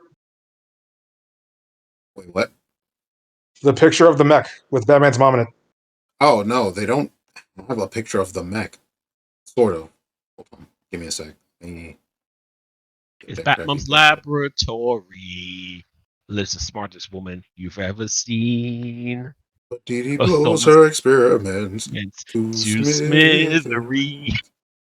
I'm sorry. I can see this boss Dexter's mom going evil. That'd be a Batman story. But he's just tinkering, but then, I don't know, Jason Todd keeps fucking everything up. No. I can see this now. Where like if we're doing this as actual Dexter's lab, it would be like Dexter's mom comes into the scene where Mind Dark messes with Dexter and kills Dexter by accident, and then takes Didi to be his wife, and she gets so pissed off and evil that she becomes that. Oh, she's got the pearls and everything. Yeah. Her name is That's the silly. Pearl. Her name is What? the Pearl. Are you What? shitting me? No, I'm not.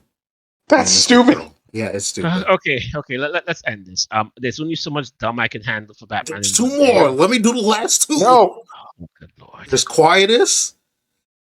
Batman, who apparently it's the result of when Batman, Ra's al Ghul, and Duke Thomas entered it at the same time.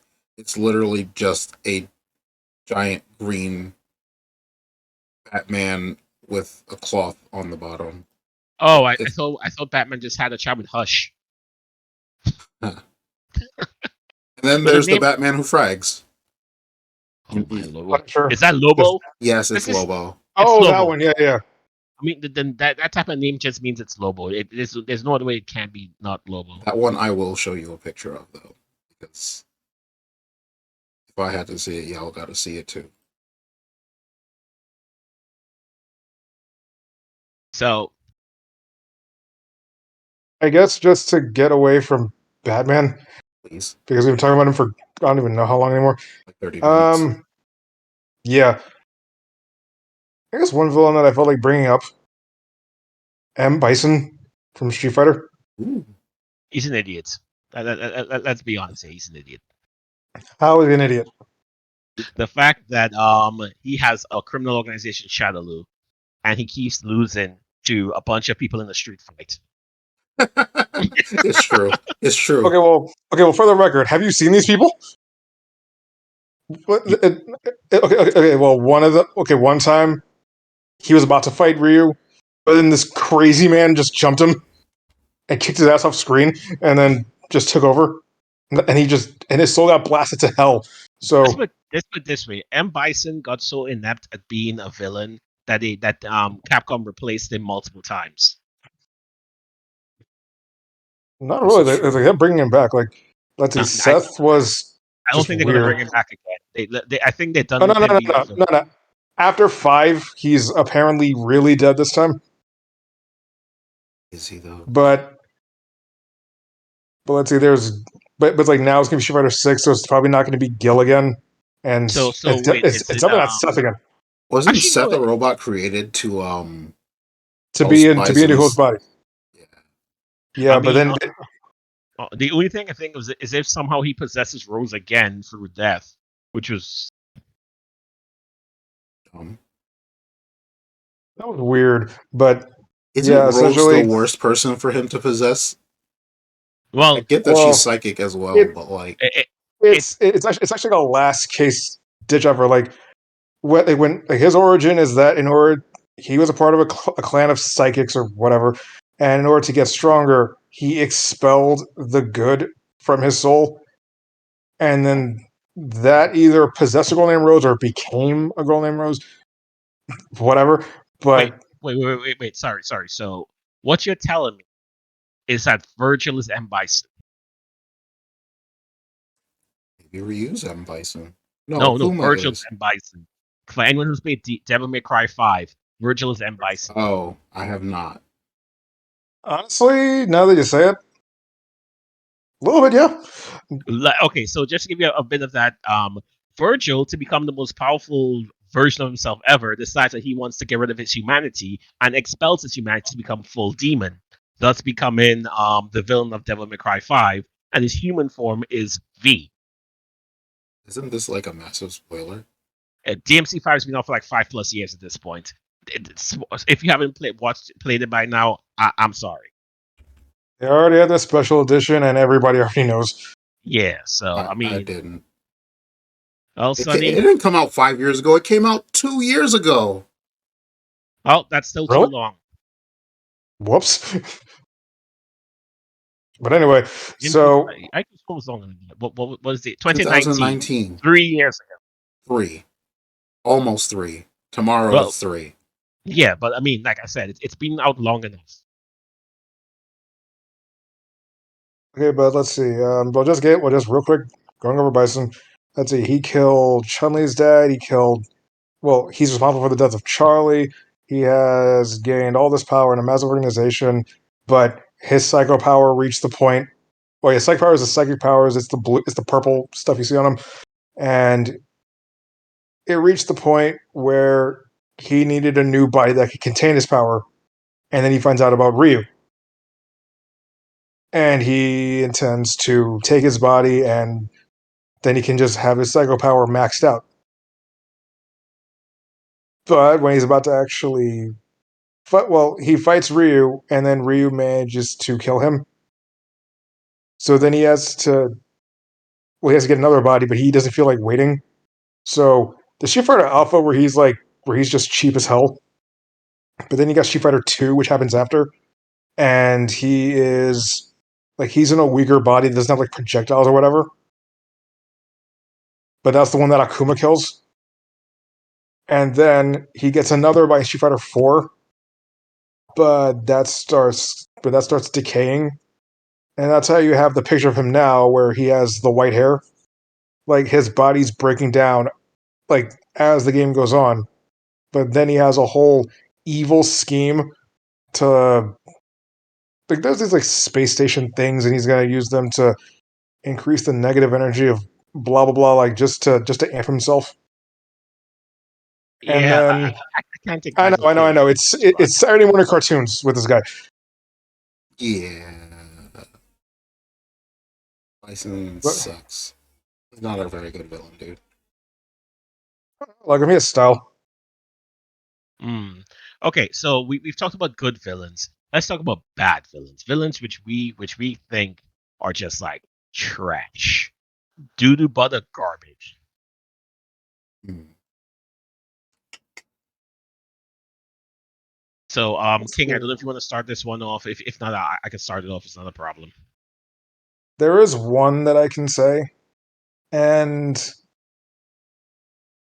it's only because he doesn't really get a lot of stories. But there's a Okay. lot of good ones. Like, okay, in the most recent Batman movie, you'll notice that the villain is the Riddler. I'm not talking about that. I'm just saying that that's who the villain is. Okay. But in the comics, the Riddler doesn't really get any good stories. Like, his whole thing is to prove they're smarter than everybody and then leave riddles that still have a chance of being solved, or else it's not a riddle. And then he gets outsmarted, and then that's it. That's the story. That's Riddler's inclusion in anything. I mean, But doesn't it happen to a lot of the villains where they just like they just that's it to them. There's nothing that they can do. Yeah, the Riddler is yeah, essentially just Jigsaw, but in the comics. uh, unfortunately, yes. And it's like even other villains point this out. Like you have all these crazy plans, but you pathologically need to have a way for whoever it is you're up against to to get out of it. Like even if someone dead to rights, he won't to go like commit to it unless he has like an escape plan for them. And this is especially apparent in this is one DC story, The War of Jokes and Riddles, where Riddler and Joker just go to war against each other, and it's what I was saying before about this other story where it's like a supervillain civil war. It's mainly Gotham, and it's genuinely stupid. Like it's Batman just running around trying to stop these people from fighting each other, but it gets to the point where you have Deadshot and Deathstroke sniping each other in the middle of broad daylight, and by the time that 60 people have died, then Batman shows up to take them out. Like we're talking hundreds and hundreds of people dead all over the city with size that make no sense at all, but whatever. And then like I've never either of you ever heard of Kite Man? Yes. Yes. Yeah, Joker's the reason why Kite Man exists at all because Kite Man was well before that was working for the Joker. Riddler for whatever reason killed his son.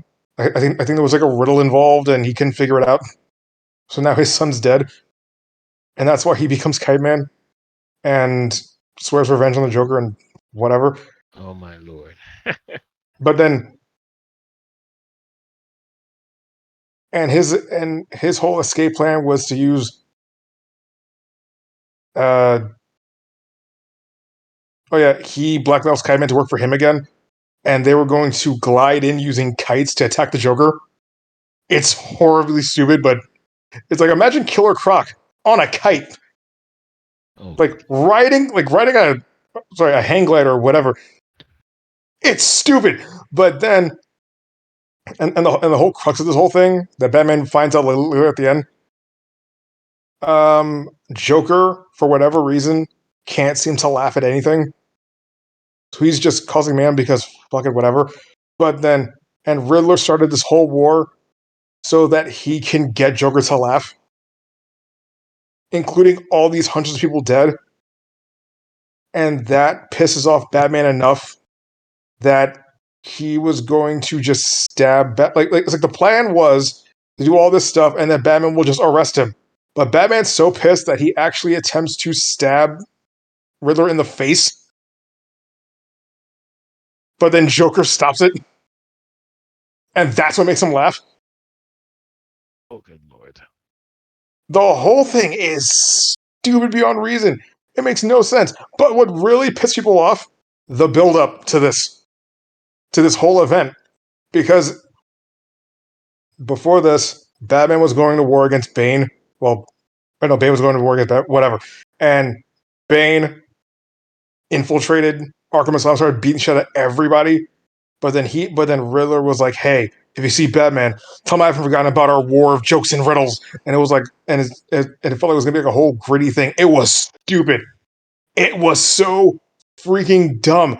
And what's worse, that's the best you got out of Riddler in all of his runs. He's either wildly annoying or whatever you call this. It's stupid. Thankfully, the movie doesn't do any of that. Thank God. Okay. So So I'm not a fan of the Joker. I mean, the Riddler. okay, so I got two of them, and these two are from different mediums from comics. One is from anime, and one is from video game. And the second one, Sunny will know very well, and most people in the channel should know very well as well. But I'll go with the first one. What is the dumbest reason that you can ever be a villain? If your answer was, as a baby, someone else was crying next to me, then you are right. Broly. Broly original is one of the dumbest rule of cool villains ever created. He is a villain because was born with a very high power level, but as a baby, Goku cried so much next to him that he remembered Goku into adulthood and goes angry, insane, and powerful whenever he's by Goku. This is the definition of a man-baby villain. True. It's so stupid they remade him. It's so stupid that they had to completely redo the storyline because while Broly as a concept was dumb as hell, as a character he was awesome. So that's why they had to remake him. But basically, I have to put him up there as one of the dumbest worst villains ever created because his motivations make no damn sense. Yep. This guy cried, so now I'm angry. And the second one, and this one is because this guy is just an idiot. And his motivations are dumb as hell. The guy in The Walking Dead season 1 who turned out to be the final villain, Stranger. I knew it. Because if you chose not even to take the stuff, he still blames your character. His entire motivation is based on if you choose to take his stuff. And if you choose not to, he still blames you. It is by far some of the dumbest motivations I've ever seen for a villain. Not to mention, there's no way in hell I believe that he was able to properly chase you through a zombie-infested environment, listening to a walkie-talkie about where to reach you. I consider that to be high-level contrivances there as well. Yep. What gets me is in that scenario, he's like, I heard about all these things that you did, and you're the cause of everything bad that's happened to me and my family. But if you don't steal any of his stuff, even if you do steal his stuff, he's still to blame. Because the reason why he's even in that situation is because he decided to take his son out, his very young son, around Clementine's age. She was like 7 or 8 at the time. He takes his son out hunting, and he somehow manages to lose his son. In a zombie-infested world. Like, and I'm pretty sure if he was hunting, he was in the woods. There couldn't have been anything that caused him to be separated from his son unless there was a massive horde of zombies. And there wasn't, because it would have gone towards our protagonist's base. So he loses his son somehow. And then he goes home without his son to his wife, and she flips out on him and says, we need to find the kid. So he goes with his wife and his daughter, who's also pretty young, to go searching for this child, and they all leave the car unlocked with the lights on. So of course any old survivor is going to go into their car and take all of the supplies, and for some reason, all of their supplies were in this station wagon. So they ransack it. Whether you choose to participate in it doesn't matter. It gets ransacked by your people. And he This still guy, blames you. he blames Lee. And Lee is like, but I didn't take your stuff. And he's like, but your people did. So I'm like, well, go take revenge on them. Yep. Like look at Kenny. He's back there, kind of. Go chase after him. He talking all this crap, and then he starts throwing everything you've done in your face. You left a woman out on the street to fend for herself. She just murdered another person in cold blood. You need to stop. Yep. You stabbed a man with a pitchfork in front of a little girl. I didn't know she was there, and this guy was trying to eat us. And it goes on and on. Like, he's a bad villain, and of course he's delusional and says, well, I'm taking your little girl because she's my replacement goldfish for my daughter and son. Also, my wife's not really dead because her head is here in this bag. I talk to her from time to time. Yeah, he is the definition of a bad villain, and that's why I had to bring him up. Because I know, Sonny, I know you had words to say on this one. you brought him up for me to rant. I Yes, swear, this. yes, I did. I mean, I had to. I mean, even when we're playing Walking Dead season 1, I just realized how weak a villain he was. He really was. Like, he had zero justification for this kind of story. If it's a choose your own adventure kind of thing, where your actions are supposed to have consequences, give me actual consequences. Don't steamroll me into this thing where the guy says, well, everything's your fault even if you didn't do the thing that I'm mad about. Yeah, I mean, at that point, the better a villain would have been the actual area you were trying to steal the medical supplies from. That Okay. would have been an actual better villain story if they then suddenly killed them off screen. Yeah. Like, I would have enjoyed an actual conflict or trying to escape from these people who just indiscriminately murder old people and children and sick people. Yep. Holy crap. It is by far the oh such a dumb villain. So dumb. So dumb. Okay, I see that villain, and I can raise you an even worse one. Okay, who you got? Okay, so this one, I highly doubt people haven't heard of this by now. So, Dracon, Yes. you're a learned gentleman, I would say. Okay. I don't like where this is going, but okay. Kylo Ren. He wasn't a villain. Let's not talk about that. I mean, ideally, if we want to talk that level, Snoke was worse. Oh, actually, I can't say Snoke was worse. I don't know what he was to begin with. He He was a literally clone. showed. Oh yeah, we found out well after that he was a clone. I'm talking Actually, like I'm wrong. Worse than him was Palpatine. he wanted to be he suddenly was like, man, I feel like a woman. I'll send. Okay, I want to now become infiltrate the body of my granddaughter after having my clone or son or something killed by an assassin who I sent to get her, only for the assassin to if you're watching the scene, you see the assassin directly leaving from where she was. She is Yeah. looking at the ship, yelling for her parents. What? But it's like the whole First Order and everything involved is just insane. Like, Yeah, I have to agree. And I mean, yeah, you definitely have to blame the leaders in charge. I mean, the only leader who technically wasn't dumb because he was intentionally being dumb was what's his face? The human guy who kept getting all the abuse because he was intentionally a rebel spy. oh, Hux. Hux. Oh, oh yeah. By the way, people who watch that movie, if you feel that him being a spy made no sense, that's because he wasn't a spy until literally the third movie. Yep, Because that's the that's truth. not an idea they had before. which is That's the like, truth. funny enough.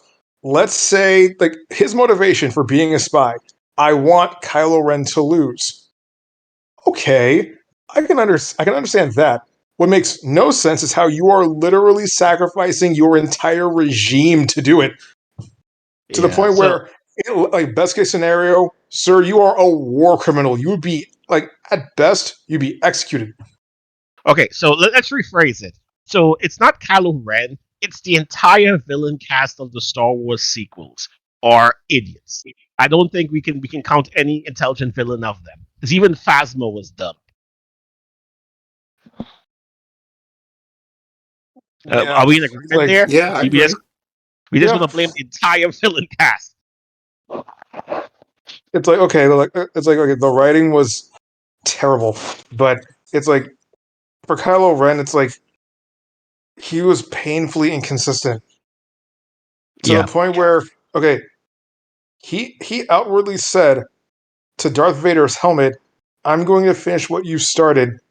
But it's like, did no one tell anyone what Vader did aside So, from the negative shit?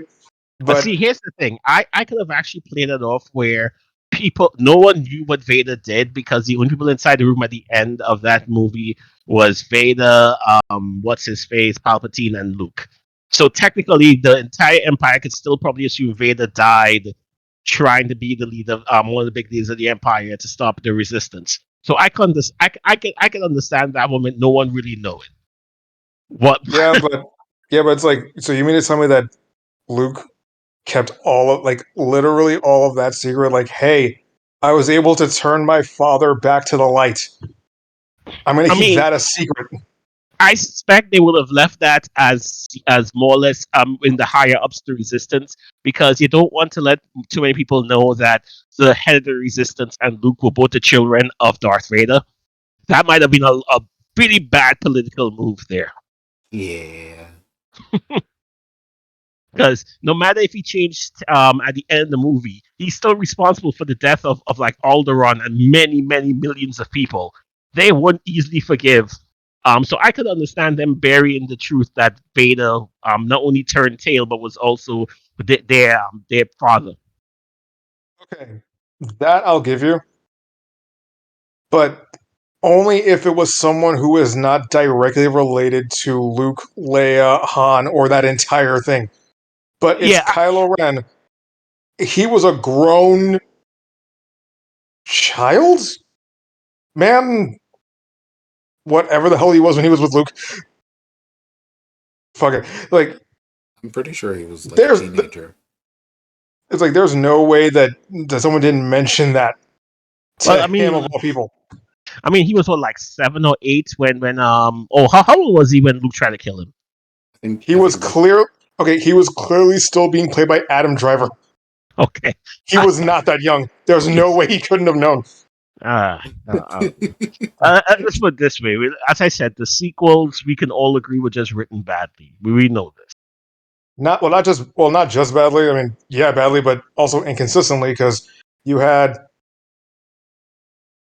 let's see, you had Kylo Ren wanting to be Vader, but then you got the next movie where he was like, "No, we got to bury the past, burn it." But then the next movie, he's like, "No, I got to find Rey and capture her, or kill her, or make out with her, or I don't know." Yeah. Okay. Damn it! Okay. So let's be honest here. The true villains of this and are really bad villains, or actually could be good villains because they're ruining franchises because they're villains. Would be Bad Robot. That for anyone who don't know, that's J.J. Abrams' production company. oh, Okay, I was about to say who, but then it's like, oh, J.J. Abrams. Yes. Yeah, So they're responsible for the destruction of Star Trek, the destruction of Star Wars. They've literally destroyed two franchises in one. yeah, Because Bad Robot was responsible for the Star Trek reboot movies, which went from okay to bad with each successive movie, and then they're responsible for Alex Kurtzman, who's making Star Trek Discovery, which is by far one of the worst Star Trek TV series ever created. So if you want to talk villain who has wrecked two major franchises, Bad Robot is responsible for this. I've seen those Star Trek movies. I believe you. Yeah, and Discovery, if you ever watched the TV series of that, it's just plain god awful. I mean, I'll fight anyone who says anything differently. It's a word you could easily when I don't think I know anyone who's actually watched it and said anything good about it. Yep, that's just how bad it is. And I mean, okay. So then, if you also want to count really, really dumb villains, and this guy is really, really dumb because he doesn't stay behind to kill off his enemies. And you guys know who I'm talking about here. Say it with me, Sub-Zero. Yeah. In the newest Mortal Kombat, Sub-Zero is responsible for causing his own collapse by not properly killing off people multiple times. Oh, hey, I killed Scorpion. I didn't go back and check to see if there's any more people in the place. Well, I guess that wouldn't come back to bite me. Oh, hey, there's Jax. I mean, I wouldn't come back to see if my freezing his arms off killed him. Well, I don't think that'll come back to bite me. And it's just a repeat of over and over and over of Sub-Zero just messing up each and every time. Okay, let's be honest. The real monster of Mortal Kombat was Cole Young. I mean, but he's not a He's an villain though, absolute so that's worst. why I couldn't put him. Oh yeah, Yeah, funny that's true. enough. Oh yeah, funny. Like a little side thing. Street Fighter 6, the apparent new protagonist, dude, he's totally Cole Young. It's like this is there'll be problems in the future. I mean, I don't see it that way. I see Street Fighter 6 being similar to Third Strike, where they've started bringing a bunch of younger casts to bring in some new blood into the franchise. Because I mean, let's put it this way: for Third Strike, how many young characters no one had any interest in, but then ended up actually liking after playing them and getting the stories and stuff of? Pretty sure everybody but Remy. Yeah. No one like Remy came in too late and no one really liked him. He was just Guile, but emo. Yeah, but I mean, like you had like Ibuki, you had a few of the other ones in Third Strike, and like I said, I'm giving him the benefit of the doubt. I want to see what they do with his story before I render judgment that he's going to be as bad as Cole Young. Right, but okay. Well, first off, his design, his fighting style, it's not bad, but it's like to be the protagonist of the future of Street Fighter. It's like he's not really hitting it for a lot of people. I So see what you're again, talking about. I know. Like Ben out of the doubt. Like who knows? Eventually, they'll do something with him. But the whole, essentially, what Luke is, they've tried that with Guile with some success. Alex in Street Fighter 3 with less success. I remember. Abel in Street Fighter 4 with no success, and I think they don't have one in Street Fighter 5, but essentially, blonde, blue-eyed, military Caucasian who is apparently connected to the main villain in some way. They've done this before, except with Guile, it was new then, and it was cool. Oh, it was Guile and Charlie, and Charlie was like Guile but better at the time, so people liked him. Alex was different, and eventually he won people over. Like it's like they didn't shove him into everything. They just had him sparingly to the point where the nostalgia of him makes him a commodity. Then you had Abel, who was Alex but worse. There was nothing good about him. And now we have Luke, who's essentially got Popeye arms and a story we've already heard before. So boy. We'll see. I will say that the only way Street Fighter 6 for me will be a success is if they incorporate more Rival Schools characters. If they want to keep it younger, bring in more Rival Schools characters into the series. They're right there. They're waiting. They're hungry. They are, and I mean, if you don't want to give us a new Rival Schools game, give me them in Street Fighter. I'll take the second best thing. in fact, to loop back into villains, because recently I got to play Rival Schools, or at least Project Justice, and I gotta say, the main villain Hio, he's cool as hell. Like at first I wrote him off as like a Sephiroth ripoff. He is anything but. He is Hi- he hi- he he's like His he's story like is if messed he's up. like if Bison Sephiroth had like a child, His but story is cool as messed hell. up. He's literally like a person who's been possessed by his father and and the father's evil. Yeah, but at the same time, it's like when that's not happening, it's like he'll show up in the storyline, find the guy that's causing trouble, and he'll just decimate him with his bare hands right there. Which I'm like, okay, Hio's got some stuff. But then I'll get to the final boss, which is Demon Hio, and I'm sitting there like, okay, he looks like he can kick my ass. Okay, he's actually kicking my ass, and it's like okay, now I actually want to beat him. I'm now invested. Because another thing about good villains in video games, that level of difficulty. Just so that, okay, now it's personal. Now you want to beat them. It happened with Rugal, it happened with Bison in some games, it happened with Hio in this one. And it's like if a boss is too easy, it's like they're less memorable. So it's like if someone's actually making a video game and you want your villain to be like memorable, make them difficult. Not like overly broken, but like something that's like, okay, I can now remember like I can see it in my nightmares how this villain kicked my ass. Seriously, tell someone who played King of Fighters, how did Rugal kill you? And the first move in their head will be Genocide Cutter. That anti-air kick thing that takes off half your life, they will never forget that. That's why Rugal's so popular. Yeah. Yeah. Oh, villains. Yeah. Meanwhile, I also played Star Gladiator.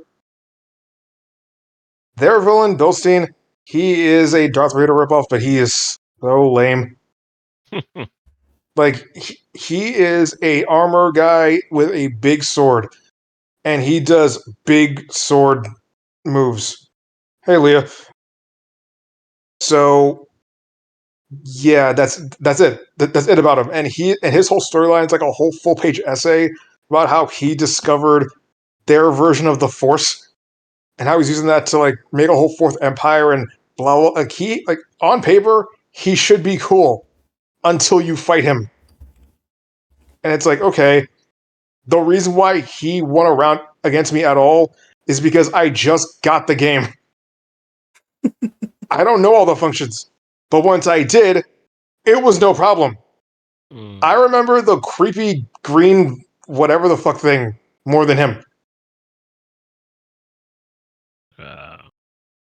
So yeah, make him difficult, but also like it's like a little bit of part of my French razzle dazzle to the villain. Like Bison will do a full corkscrew jump at you with his body set on fire electricity or something and drill through you. Like Street Fighter Alpha 3, he will disappear off the screen and the screen will fill up with him just annihilating everything in his path like some Gurren Lagann shit. It's terrible and cool.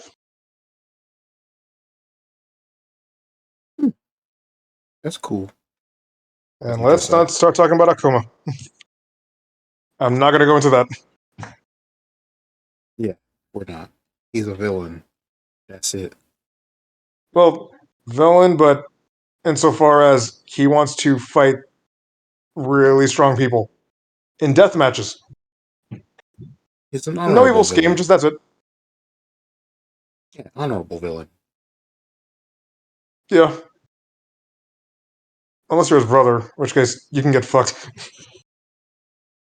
Yeah. But then again, that's the only person that Raging Demon didn't really work on. Oh yeah, they took that back. They're saying it did. Oh my god. No. Well, actually, there's Gen, who it didn't work on, and then there's Goken, who they brought back in 4. They were like, oh, he was alive all these years, all along. But then 5, it's like they don't bring him up at all. So they're just gonna see like, oh no, he died. Okay. Um. Well, I think we're good to end it here, as it's been 2 hours. Sure. If you have any villains that you think are cool, let us know in the comments. Okay, so I'll end it off with one final villain, which I think everyone and their mother will consider cool, because this guy is a great villain for how scary he is and how much impact he has on what franchise he's in. I'm talking about, you hate him, the one and only evil hush clown character Kev. Am I pronouncing his name correctly now? Kafka? Kafka from Final Fantasy VI. Yeah. I mean, we can agree, but I don't know if a lot of people have played Final Fantasy VI, even though in our circles, yeah, they have, but Let's put it this way: he's one of the few Final Fantasy villains that has been there from near the start of the game, achieves his goal, and you literally just have to stop him after achieving his goal. He already got to the end game, did the end game, and you just have to stop him from keeping all power. yep. Oh, it wasn't even that. It was he won, got all the power, and was just blowing shit up just because he could. And it's Yep. like, okay, we need to stop him from continuing to blow shit up. And by the time you get to him, he's just bored. He's like oh, I'm probably gonna just end everything. Like whatever. Yep. And then you manage to beat him. So that's why I just wanted to give him as an honorable mention, because I don't think there's anyone who's ever said that he's been a bad villain. Also, he's better than Sephiroth. Fight me. I mean, He really is. is there really a competition here? Yes. No, there's Kafka not. wins. I Wants to mean, Have you destroy more not people played Dissidia? versus Mama's Boy. more people have played 7, which is why they would say Sephiroth. But if you've played 6 and you played it from the fully through, you understand how good a villain Kefka is and the stuff that he has done through the entire game. Oh, absolutely. Like literally, one of the earliest scenes is him poisoning an entire city. Yeah, and by poison, we mean they all die, They literally all die. Yeah. except for one person. It is. Actually, let's see. Trying to remember Ultimecia, but she ended up she found out that she was gonna die by the hand of Seed, so she did stuff, and that's actually what created Seed. She was a self-fulfilling prophecy villain. She created her own end. That's called a grandfather paradox, essentially, isn't it? Yes, it's a grandfather paradox. She literally, in fear of her dying to the specific enemy, she caused that enemy to be created in the first place. Right. Yep. And let's see. Kuja wanted money, but then he found out that he was actually going to die in like a year, and he was like, and just started wanting to kill everyone. Seymour wanted to kill everyone to save them because he was crazy. 12 is politics, so let's skip 12. Yeah. 13 was gods just mucking around with humanity. And 13 was the just final boss was God, like capital G God, and he was a dick. I mean, he created the Lassie. I mean, is it Falsey? Whichever the gods' names were. The gods were Falsey, the people were Lissy. Right. He created the Falsey. I mean, of course he's a dick. Yeah, and but then there was Caius, and he just wanted to save He was Plot Device. he's an anti-villain. Plot Device Girl. He wanted to save Plot Device Girl. He was an anti-villain. Let's put it this way: his motivations was to stop a person from being potentially reincarnated and dying over and over and over again. Yeah. 14. Then I'm going to skip that one because There are so many good ones. Like I mean, I guess well, here's the thing though: we can't count 1411 because there is technically no at this point, unless the series ends with an overarching final villain. I'm not going to count it for that reason. no.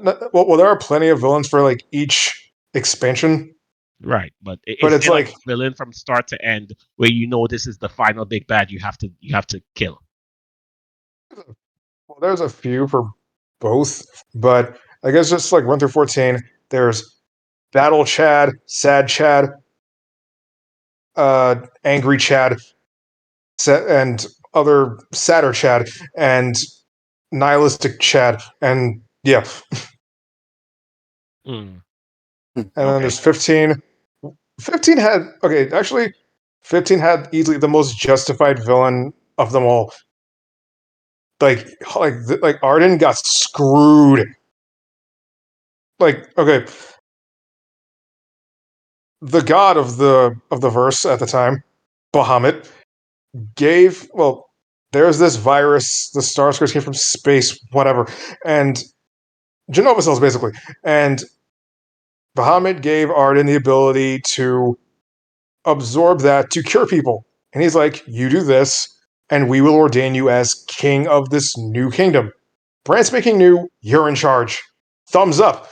And Arden's like, "Amazing! The gods have bestowed me with a power and a blessing. I will do it gladly. I got my best gal, I got my brother. Things are great." Until the girl drops to the brother, "Yeah, the gods named him king. I don't know how you feel about that." And he's like, "This is not bad. He's earning it. He's whatever." And then Bahamut's like, "Hey, your brother's actually getting filled up with a lot of demon stuff. So take him out. I'm ordering you, and you will be king." He's like, "I don't want to do it." He's like, "Okay." He kills. Well, he doesn't kill his brother. Because his brother's now immortal because of all the demon stuff. But they lock him on an island after accidentally also killing his girlfriend. Cuts to 1,000 years later, where the rival empire finds him and uses him to, actually convinces him to help them make a demon army to go after the original kingdom. Until Arden finds out then that I never like Bahamut never intended you to be king. He wanted you to spread the darkness. And then the son of the dude you're fighting right now, your great grandnephew, is going to then kill you and purge darkness from the world. Let me reiterate, you were born to bring the world to its near end so that this silly kid will kill you and save it. And Arden was like, fuck that. I'm going to spread even more darkness, get even more power, and kill this kid before he gets me. And it gets crazy from there. Like, it's like this guy literally was trying to be basically Jesus, but he got set up to fail at every conceivable turn.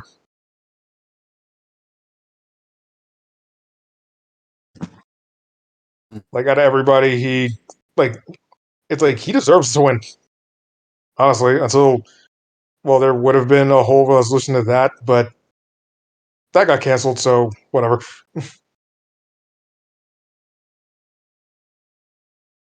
15. Yeah. It's like so many good ideas, but then they put it into DLC. Yeah. And it's still A- not finished because they couldn't anyway, finish it. And so it I never know will. you want to end, so let's end here. Yeah. Okie dokie. So that's the end of the podcast, everybody. If you want to go follow King Crazy on YouTube, there's the link. I've also been streaming recently, so follow me on that. I'm playing some retro games and Yu-Gi-Oh! Master Duel. Where he punishes himself for your sins. Wow. Wow. I find your lack of faith disturbing. Are you platinum yet? Shut up. All of you. I've been watching. He's not platinum yet. Okay, that's it. That's it. Ladies and gentlemen, you know what is my villainous origin. I will now gain revenge on all of you. Ha ha ha ha. Wait, why am I laughing? I'm depressed. So wait, are you going to change it into Star Platinum? Shut up. And finally, here are my socials. You can follow me on all of those things. We And never talked about JoJo. And remember, if Sunny doesn't make it next week, we know it's because of a certain person's villain origin. yeah, no, That's I'll be right. around next It week. was me, Barry. Wait, so are remember- you so petty that you would manually excite your rival to completion? Oh my lord! Okay, Yes, I would, At and she super would love speed? it. Ooh. Yeah, Oh, she would love it. That's weird. You never said. You never said gender. I'm not saying anybody's gender. I could say something to make this worse, but I want it to end. Yeah, no, that's it. We're done. Drew, I'm actually getting hungry. Yeah, I'm hungry too, and yeah, you guys have a great rest of your weekend. I hope the rest of your week goes well. I will be around sometime this coming week. I'll let y'all know. Maybe. Bye. Bye.